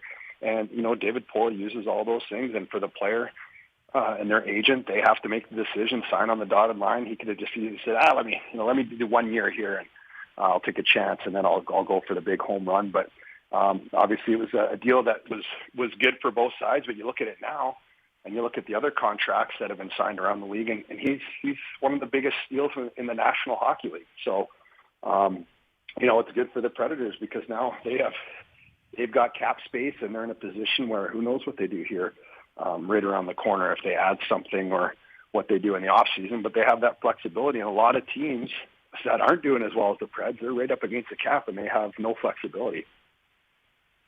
Mace, as Darren pointed out in the last segment, you're still down one of your top 4 D-men. Dante Fabro will not be back tomorrow. He's not on the trip. So what a great challenge this will be, because if you watch the Oilers, and a lot of our fans may not be following their story, but, they had a blazing hot start, including a win over Nashville. UC Saros did not play in that game. It was a back-to-back. But they came out 16-5. Then they went through what seemed like a never-ending saga where they couldn't get anything right. But here they are. They woke up the last couple of games. They've got a couple of big wins. And so I think this is going to be a very motivated, urgent, desperate Oiler team tomorrow night. So I think I'm looking forward to this matchup. Yeah, me too. First of all, I can't wait for you and I to get back on the call for this one. Yeah, it seems like forever since we got a chance to do a game here. I know, right? But I agree with you too. They went through some tough times. You had the Matheson Draisaitl exchange there in the media, and there's been a lot of frustration up in Edmonton. And as we know, the Canadian media, you get all those expectations early in the season, and everyone's, this is the year, and you know how that goes. But again, it's a team that I just don't think is much of a threat if you get to the playoffs, just because of the way that their roster is constructed. But having said that, you get them while they're hot, and when their power play is clicking along, and it's a different animal. I mean, I believe at one point of the year they're almost 50%. They have that skill and the way that they move the puck around. You get those two players on top of their game and feeling good, they can win hockey games by themselves. So it's tough to contain, even if you're doing the right things and you're in the right spot and you have everything set up like you want to have set up, they can still hurt you. Again, that's where a player like UC Saros is even more valuable when you're playing against those types of talents. So it'll be a good game. And you're right, Edmonton is they're a little PO'd, if you will, right now, and they're on a mission to get back and get some relevancy and get back in the conversation of being a good team and getting the playoffs. I think we've got a head start on our production meeting, our game plan for tomorrow night's broadcast. As you just mentioned, Edmonton's power play is number 1 in the NHL. They've actually come down from when we last played them. When we last saw them, they were up close to 50%, which is unbelievable. They're at 29.6, which is still number 1. But it does remind me, Mace, that one of the Predators' issues here, really all season, but of late you can see it, they're just going into the penalty box too much for their liking. And so that's not a good recipe for tomorrow night. They've got to. I know that will be a big emphasis for them. No, they've got to curb that, and it's they pointed out, and we have it as well. We've followed the storyline that's they're the most penalized team in the National Hockey League, and not just majors in terms of going to the box and minor penalties. And this is a team that plays on the edge, but the penalties to me that are of concern are the ones they seem to be taking a lot. It's the stick penalties. It's the stick in the hands. It's the, errant high stick when you're trying to get around, get position. It's not intentional, but that's part of being disciplined. That's part of being in control of your game and taking that extra stride in the neutral zone. I know it's your instincts and you're in a battle and you want to reach, but it's just happening too frequently. And if the Predators want to be, continue to have the success that they're having going down the stretch, and then it's not something you just turn off, so it's something that can win or lose you a series. Is you go to the box too many times in a series, in a 7-game series, and all it's going to take is that one game where it costs you, and you're out, and you're in your off season. But if they can figure a way to turn that around and to be a little more disciplined and not get on the penalty kill as much, then obviously it's going to increase their chances. And again, against a team like Edmonton, if you do that, you play them 5-on-5 and you outplay them, well, you're probably not going to end up winning the game if you're in the box all night. You want to leave it to 5-on-5. That's where the Preds excel. That's where they're one of the best teams in the National Hockey League. And Forsberg, as we know, leads the league in 5-on-5 goals, and it's a team that thrives in that. So just stay out of the box. I'm not sure what they're going to do that, because I think we've had some conversations with Hines over the season. Is you got to take ice time away, or you have to figure out a fine system or something, to get the ship righted in the discipline area. Yeah, he was asked specifically about that last night in a postgame, and he did not mince words. He's like, yeah, we've got to stay out of the box. He didn't sugarcoat it a bit. By the way, real quick, I haven't even looked. Guys, is Edmonton do they have fans in the arena? I haven't looked. They're not doing empty arenas, right? So Edmonton will be packed tomorrow night, or no? I don't know. I haven't looked. I don't know. There may be some restrictions. I know in Ontario there are restrictions through. Yeah. I'm wondering March. if I don't know Edmonton- about Alberta. Okay, I was just curious. Yeah, I don't know. I hope so. It's getting old. Question for Elliot tomorrow. Yeah. That's a good point. Chris, thanks for the visit as always. Look forward to you and Willie's coverage tomorrow night on Bally Sports. All right, thanks, guys. Take care. Chris Mason, brought to you by Coleman Tractor, Middle Tennessee's leading Kubota dealer. Pete Weber and JP Dumont on these airwaves at 8 o'clock when they drop the puck. JP filling in for Hal Gill, who tested positive. I'll have pregame for you at 7 over on the television side. Willie and Chris will have their coverage 8 o'clock puck drop pregame at 7:30 on Bally Sports. We'll come back and continue things rolling. It's been a fast-moving show here on this Wednesday as you listen to Darren, Donick, and Chase, ESPN 102.5 The Game. Tune in every Wednesday at 4:30 p.m. for Nashville's own Jason Fitz with Jarrett Stillman and Company. Fitz started his sports talk career right here on 102.5 The Game, and now he anchors shows for ESPN. Jason Fitz is brought to you by Blood Assurance. Give blood. Give local. Give life. At Genesis Diamonds, it's not just a new year. It's a new opportunity to bring you more choices, more value, more ways to celebrate your love. So we've expanded our selection of exquisite hand-picked diamonds from a half carat to 15 carats, all shapes, all sizes, all at our famous no middleman prices. We've brought in even more exclusive designer jewelry, new cutting-edge fashion-forward rings, earrings, bands, bracelets, and pendants. We have the styles and looks on every woman's wish list, things you can't find anywhere else. And for 2022, Genesis is now offering a truly spectacular collection of luxury pre-owned Rolex timepieces. We have all the most popular styles in stock with no wait list and no restrictions. Is this the year you reward yourself with a premier name and timepieces? Come to Genesis in 2022 and let our non-commissioned experts help you celebrate those important milestones. We guarantee the best value, the highest quality, and the strongest warranties and guarantees in the jewelry industry. Genesis Diamonds and luxury pre-owned Rolex timepieces. Green Hills and Cool Springs. Tune in to ESPN 102.5 The Game every Tuesday afternoon at 4:30 for ESPN's Trevor Maddich joining me, Jarrett Stillman, on Stillman & Company as we dive deep into the college football world and all the latest from the SEC. It's all brought to you by Houston Clinic Orthopedics, when experience matters. Hey, Darren McFarland here, and I'm excited to tell you about our friends at Spring Hill Heating and Cooling and their heating and air stimulus plan. If your AC or heating unit is old and inefficient, then you need to take advantage of their special offer right now. They will double your tax refund up to $1,000. Huge savings with Spring Hill Heating and Cooling. Get a York unit that lasts with a 10-year parts and labor warranty with up to 60 months, no interest financing on all York units. Restrictions do apply.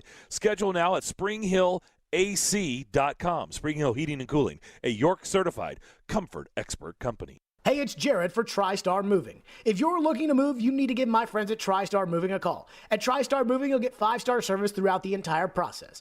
Everything will be taken care of, from covering your floors, banisters, railings, front door thresholds, furniture, TVs, and more. They took great care of my move and made it as stress-free as possible. If you're looking to move, give TriStar Moving a call, 615-640-1219, or visit them at nashvillemoving.org/radio and get 5% off your entire move. TriStar Moving, my official movers. Hey, Darren McFarland here, and I want to talk to you about my friends at Creation CBD. You hear me talk about them every single day because they present Darren, Donick, and Chase, and we are proud to be associated with them and happy about it. And if you have aches and pains, on your body, whether it's from working out, being active, getting older, and you're looking for a solution, well, I've got it. Creation CBD. Creation means healing, and that says a lot. Creation is locally and organically sourced CBD products right here in Middle Tennessee. From seed to final sale, Creation is passionate about providing quality products for everyday use, including your pets, and you've heard me tell this story. Our female German Shepherd has had seizures for over 3 years, and lots of them. No matter how many pills a day she was on, the vet visits, nothing changed. But since putting her on the pet tincture, everything has changed. The seizures have stopped, she's lost weight, and she's a dog again. Right now, Creation CBD has got a special offer for DDC listeners. Go to CreationCompany.com, get 25% off your order by using the code DDC25 at checkout. DDC25 at checkout for 25% off your Creation CBD products. It's Creation CBD, curated for life. Plungers, assemble. Sometimes even heroes need a hero. It's time to make your biggest splash for our Special Olympics athletes. Join us for the Music City Polar Plunge presented by Asurion. Nissan Stadium, Saturday, February 19th. Jump, run, or tiptoe in. Be their hero. See PolarPlungeTN.com. Hey Nashville, I'm Gary Smith, head coach of Nashville SC. You're listening to Nashville's best sports talk, ESPN 1025 The Game. Credibility. Look at me. Relatability. False start. 5-yard penalty. And very little athletic ability. You got to open up the playbook. Darren McFarland, Willie Donick, and Chase McCabe are Darren, Donick, and Chase. Weekdays from 10 to 2. Presented by Creation CBD on Nashville's best sports talk. ESPN 1025 The Game and the Game Nashville app. Watch live on Twitter, Twitch, and YouTube.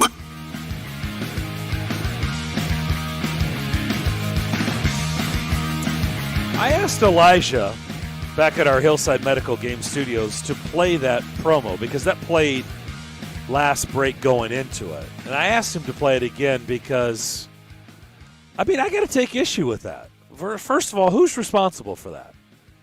Did you put that together, Elijah? Was that Chase? It was not me. I can say that. I don't know who it was, but I did not come up with that. But why do you think I would take issue with that? Probably the athletic part. Yeah. Well, very little athletic ability. What? Really? This show? There's only one person that fits that description. That's it. It's actually turned into, lately it's been a 4-man show. Let's see. Derek Mason played in the NFL for, 16 years? He should be in the Hall of Fame. Willie played Division I SEC basketball and baseball and was drafted in the MLB draft by the Blue Jays. I don't apply to either one of those two, but, look. I'm not in any Hall of Fames, but I can hold my own in sports. I got no issues with that. So where is the very little athletic ability? There's only one other person that is the far, far, far, far, far outlier extreme, and we all know who that is. Yeah, and let's not shortchange Elijah. Elijah can hoop. Okay, Elijah was a good hoopster. Well, I wasn't done, and I was going there. Like Elijah again. Good. Yeah. That's what I was going to say. Like there's only one person that doesn't have an athletic bone in their body. Like I don't think he could. With that. I don't think he could shuffle cards without losing some of the cards. Like I honestly. So exactly why is that the show promo? A show that has very little athletic ability. I'm taking issue with that. Who do I need to take issue with, Elijah? Who's responsible for that? Sounds like a Suits ordeal to me. Oh, uh-huh. Sounds like the Suits. Sounds like that call came from upstairs. Yeah. Yeah. And when I say suit, I mean like he's in like a jogging suit. Not that he jogs, but it's not literally a suit. But he's in it. But that promo needs to be adjusted. You're saying it's inaccurate. It's very inaccurate. It's extremely inaccurate. Like there's no one on this show other than one person that doesn't have an athletic bone in their body. Like everybody else can hold their own. Anybody who's associated with the show, but one person. I mean, you learned how to throw a spiral years ago, Darren. That was a long time ago with Jeff Rutledge. With Jeff Rutledge, spirals for years now. Oh, that's like in the past, Willie. It's like I laugh at that. Oh, remember those days? Yeah. Okay. Point well taken. I mean, I feel like if this is not corrected by Friday, they're going on the list. I'm offended. Y'all, there's no question. If that promo continues to run this week, Friday at noon, we'll have a little fun with that because it's just flat out inaccurate and wrong. Yeah. You just made the list. Okay. That's Friday. Right. Let's give it time. We have as you want. The paperwork has been submitted, Commish. Okay, It's a formal complaint. We are formally complaining that promo is a bunch of bunk because it's only applies for one person. All right. By the way, speaking of that, you and the jogging suit, will be hosting Smashville Live tonight during the 6 o'clock hour. So check that out. Dan Hinote will be the guest for the first half of the show. Then our buddy Darcy Hordichuk. Love Darcy.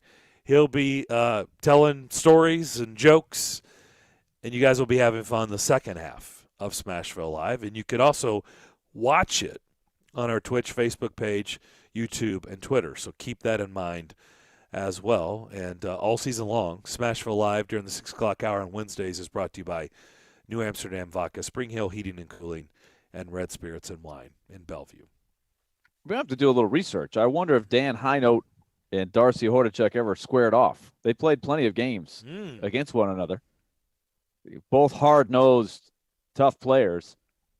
I think if people have never heard Dan Hinote in an interview, well, obviously, if you've watched any games, you probably hear his interview in the second intermission. To me, you get great insight from him. I just really enjoy conversations with him talking the game. And I think I don't want to go out on a limb too far, but because I don't know how other people think, I believe he someday will be a head coach in the NHL. I think he's got that makeup. I think he's made a great impact on the staff since he came in. I think he's excellent. Well, and then you just mentioned Darcy Hordichuk is a scream, as we know. He's hilarious. So we'll have a fun show tonight. Well, you can bring up the delay or the stop, right, in Denver to get out to Seattle. Oh, yeah, I guess because there have been plenty of delays over the years and stops and things that weren't scheduled. And we all know the one in St. Louis that certainly Darcy could tell that story again because while we think everybody's heard it, not everybody's heard it. It's a great story. The what was it, the ice storm in St. Louis? Yeah. Oh, man, that was brutal.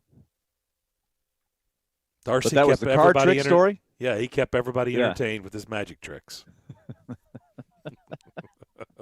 I almost forgot about that. That's a good one. We might have to bring that up tonight. Oh, you got to.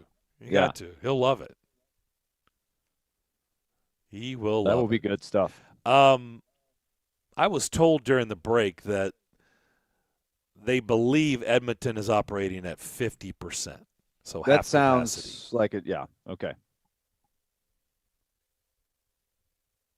But they've won 2 dramatic games since they went into the tank, and it just seemed like they were never going to win another game. I mean, we've seen that happen to teams. You just have that funk that you can't shake.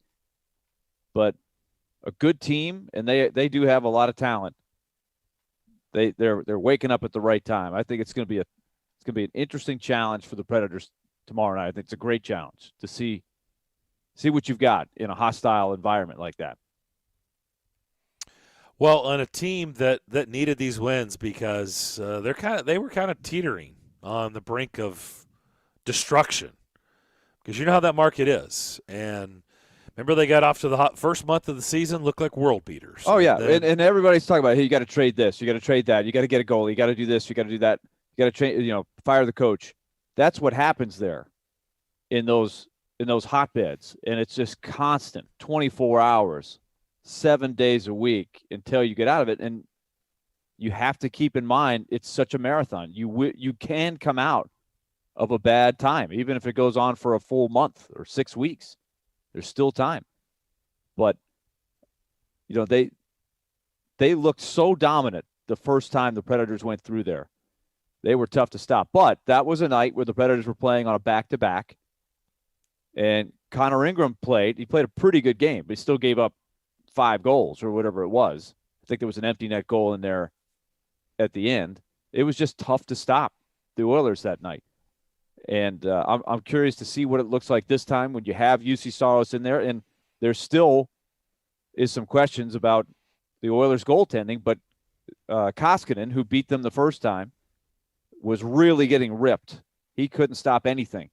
But he's played 2 good games now, and the confidence starts to come back a little bit. He is a big goalie who is capable of playing well, even though he was getting completely shredded as the main reason that they weren't winning.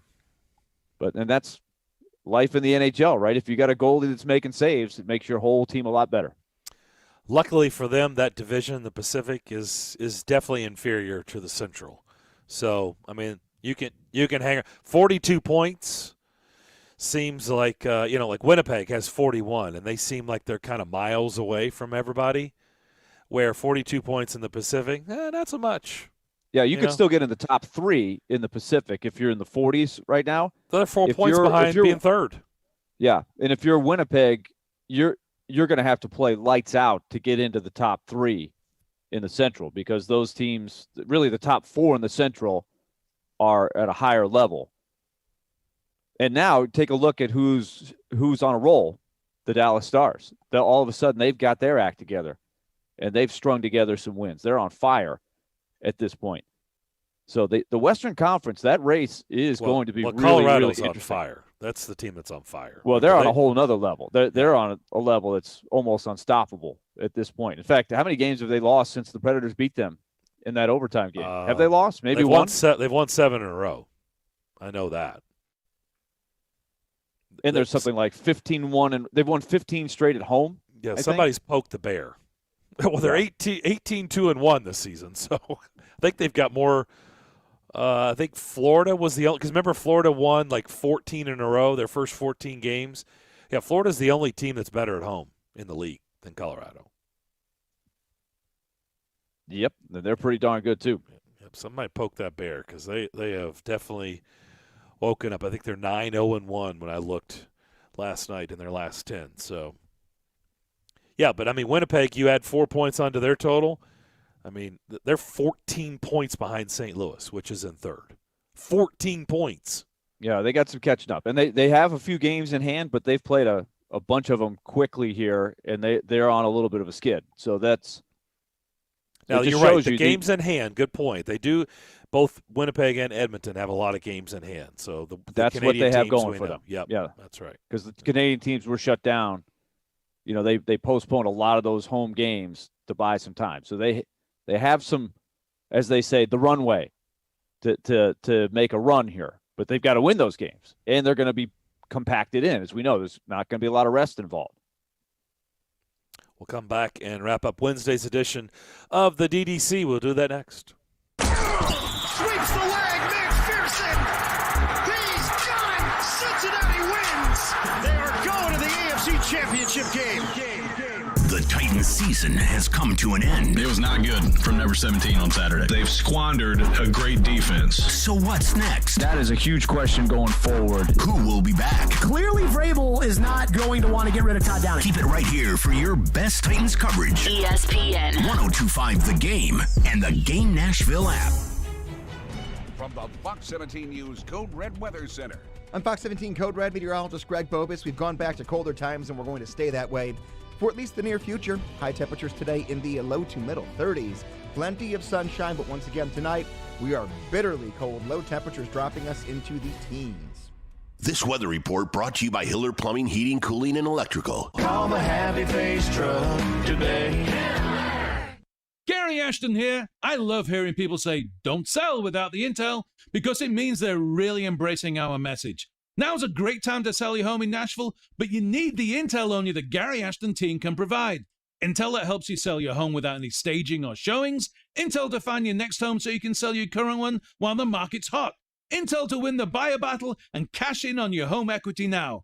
Let everyone else get the same information and compete for the same properties, while you get the intel edge with the Gary Ashton team, the official real estate team for your Tennessee Titans.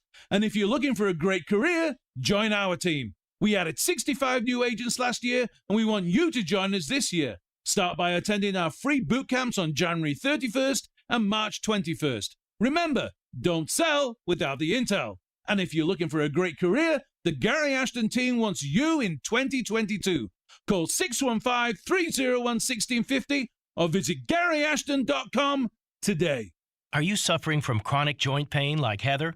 I have terrible arthritis and have had it for quite a while, and I've gone to all kinds of doctors trying to figure out what to do, and everybody just said surgery, and surgery was months of rehab, and I didn't want to do that. But then Heather discovered QC Kinetics, local medical professionals who specialize in natural biologic treatments, non-invasive solutions designed to repair and restore damaged tissue in your joints. And she absolutely loves the results. I like to tell anybody who's suffering that there are options that are not steroids, that are not surgery. You owe it to yourself to find out about QC Kinetics and find out what they can do for you. No surgery, no drugs, no downtime. Discover QC Kinetics and learn more about natural biologic treatments with lasting results. Call QC Kinetics, 615-249-4024. That's 615-249-4024. Don't wait.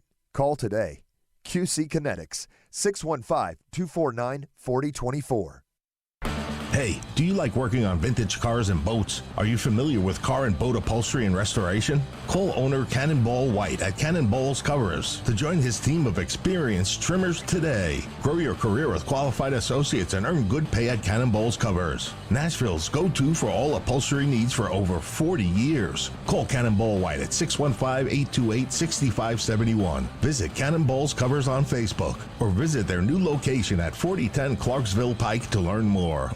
A show that doesn't pull any punches. And they win a playoff game and they get to the divisional round and he doesn't give up a sack the rest of the year. I don't give two poops. I'm done. And has an opinion on everything. That ref crew that was just terrible. Threw flags on almost every possession. Jared Stillman hosts Stillman and Company. Tough guy. He's a really tough guy. Weekday afternoons from 2 to 6. Delivered by TriStar Moving on Nashville's best sports talk. ESPN 102.5 The Game and the Game Nashville app. Interact with Darren, Donick, and Chase. Call or text the show at 615-737-1025. Driven by WilsonCountyHyundai.com. Hit the road, Jack. Don't you come back. I just saw Lane Kiffin tweet out a picture, and there's nothing, no comment. It's just a picture of a building that says, "Welcome to Music City."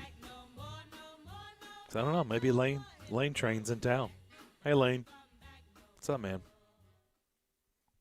I don't know where he is. Welcome to Music City. I have to believe he's here, I guess. I don't know. Don't know. All right, I know you want to get something. I know you want to get something off your chest about the Baseball Hall of Fame, so have at it. Well, I don't want to get not necessarily. I just thought it was interesting. We've had a lot of discussions on who's a Hall of Famer, who's not. On a lot of different sports topics. Yesterday was very, very significant because Roger Clemens and Barry Bonds didn't make it, and now they're done. They cannot be voted in by the writers. They've had their allotted time, and so now for them to get into the Hall of Fame, it's going to have to go to other committees, the Veterans Committee, and so that's it. So, your thoughts? Didn't Big Papi meanwhile, get David in first Ortiz, ballot? First ballot, David Ortiz, as a DH, which always makes it complicated, right? You have to be an incredible hitter when you're a DH. It took Edgar Martinez a long time. And I said he should be in for a long time. So that certainly paved the way for David Ortiz to get in easily. But as we know, David Ortiz did have in the trial testing, when they were trying to come up with a policy, they had no policy. When the steroid thing was hitting, they had everybody anonymously, privately test. And, of course, the results were exposed, right? Then the list came out, and he did test positive for a banned substance in 2003. And so people do ask, okay, if you're going David Ortiz, why not Clemens and Bonds, et cetera? But he has overcome that. And the commissioner did come out and say you should not hold that against David Ortiz because it hasn't come public what the substance was, et cetera. There's all kinds of things there. But I can understand it from afar, just in a general sense. It's such a tough thing. I listened to a podcast this morning with our buddy Jason Stark and how difficult this is to vote and you have all these voters that have their opinions. And there are plenty. Obviously, there are enough that voted for David Ortiz, but not for Bonds and Clemens. Bonds and Clemens got basically 2/3 of the votes, but you got to have 75% to get in. So this is it. The book is closed on those two guys. And I feel like here's the one thing I did want to get off my chest, Darren, and you tell me if you agree or disagree. Let's just say hypothetically, and we know it never happened, and it probably will never happen. But if Bonds and Clemens had come out at some point in the last 5-7 years and said, guys, I want to do the interview. I'm just here to tell you I'm coming clean. I screwed up. I got caught up. I did the things that I did. So many people were doing it. I went all in on it. And I'm here to say I apologize for lying about it, etc. Do you think, I don't know what the legal ramifications are of that, because remember, they went to court and all that stuff about all that, right? And maybe that's part of the reason why they haven't done it.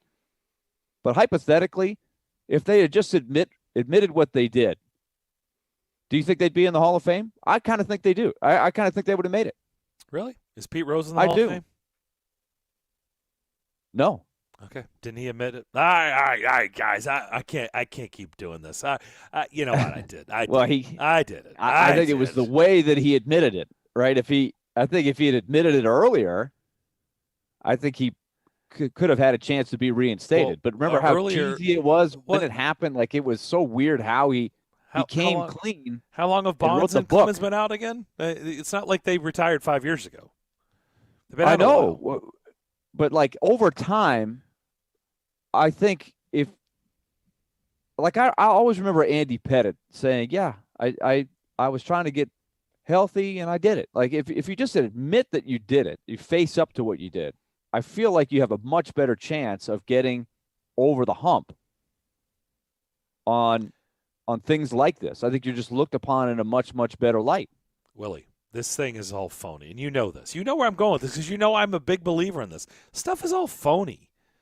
Like, what does one group have in common as opposed to the other group? Big Papi, are you telling me? Okay, I'm not going to speak for anybody. Come on. You think one time? Really? Big Papi? Really? One time? Oh, well, by the way, he didn't start his career in Boston. He was tested constantly. He wasn't very good in Minnesota. And never tested positive. He never tested positive after there was a program. That's probably the best thing. Okay. That's the best argument. I'm giving you the argument. I'm just saying. I listened to Jason Stark and Ken Rosenthal. They went back through all of this stuff, right? And Andy Pettit, beloved. David Ortiz, beloved. No question. Likeable people. And Bonds, I do think that matters in life. Not likable. Kurt Schilling's another one. Schilling. Because of a specific reason. Pete Rose.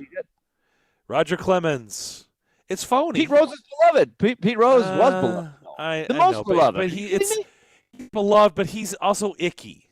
Not Icky Shuffle, to use a Cincinnati reference. Just icky. I but there's a lot of icky people in the Hall of Fame. Come on, Pete. A lot of icky people is a lot like Kurt, icky. They did a lot. They've done a lot. It's like, ugh, shower time. Shower. I get it. They're not squeaky clean. Andy Pettit, squeaky clean. David Ortiz is not squeaky clean, but he is beloved. Beloved. It's phony, man. It's totally phony. It's the same reason Jack Morris all those years. Yeah, He was a I jerk. do think how you treat other people in life does matter. It does catch up to you on some level when it comes to these things. I'm not going to deny that that's a part of it. So I do wonder if there had been some admission of guilt.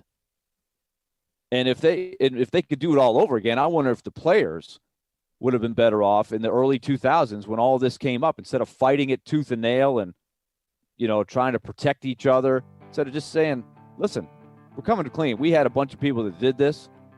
We're not going to name names, but we're all responsible. We got to put an end to it. Is Rafael Palmeiro in? Well, he lied about it. Oh, that's my point. Yes, Yeah. he wagged his finger at everybody. Yes. Is he a Hall of Famer? So yes. He's got an absolutely Hall of Famer. The same boat. He wagged his finger at everybody and said, I would never. He lied. Totally lied. Yeah. That's why he's not. If he'd admitted it on that day, he might have been in a different position today. Bruce Pearl. It was just about a barbecue. No. What was it about? The cover-up. The lie. That's what gets you, man. Will Wade's still the coach at LSU. He was caught on tape saying, I've got a big-ass offer. It's about the lie. Strong. It's about the cover-up. Sorry. Yeah. Strong. Yeah. It's phony. It's phony. All right, that'll do it for our show today. Enjoy the rest of your week. Continue to be safe. We want you back with us tomorrow morning at 10 o'clock. We shall see you then. Stay tuned. Stillman & Company is next. ElectronicExpress.com. We make it happen. This is Chef John from Kitchen Notes at the Omni Nashville. Invite you to come join us for breakfast and lunch. We're offering some exciting new menu items. We have Grandma's famous chicken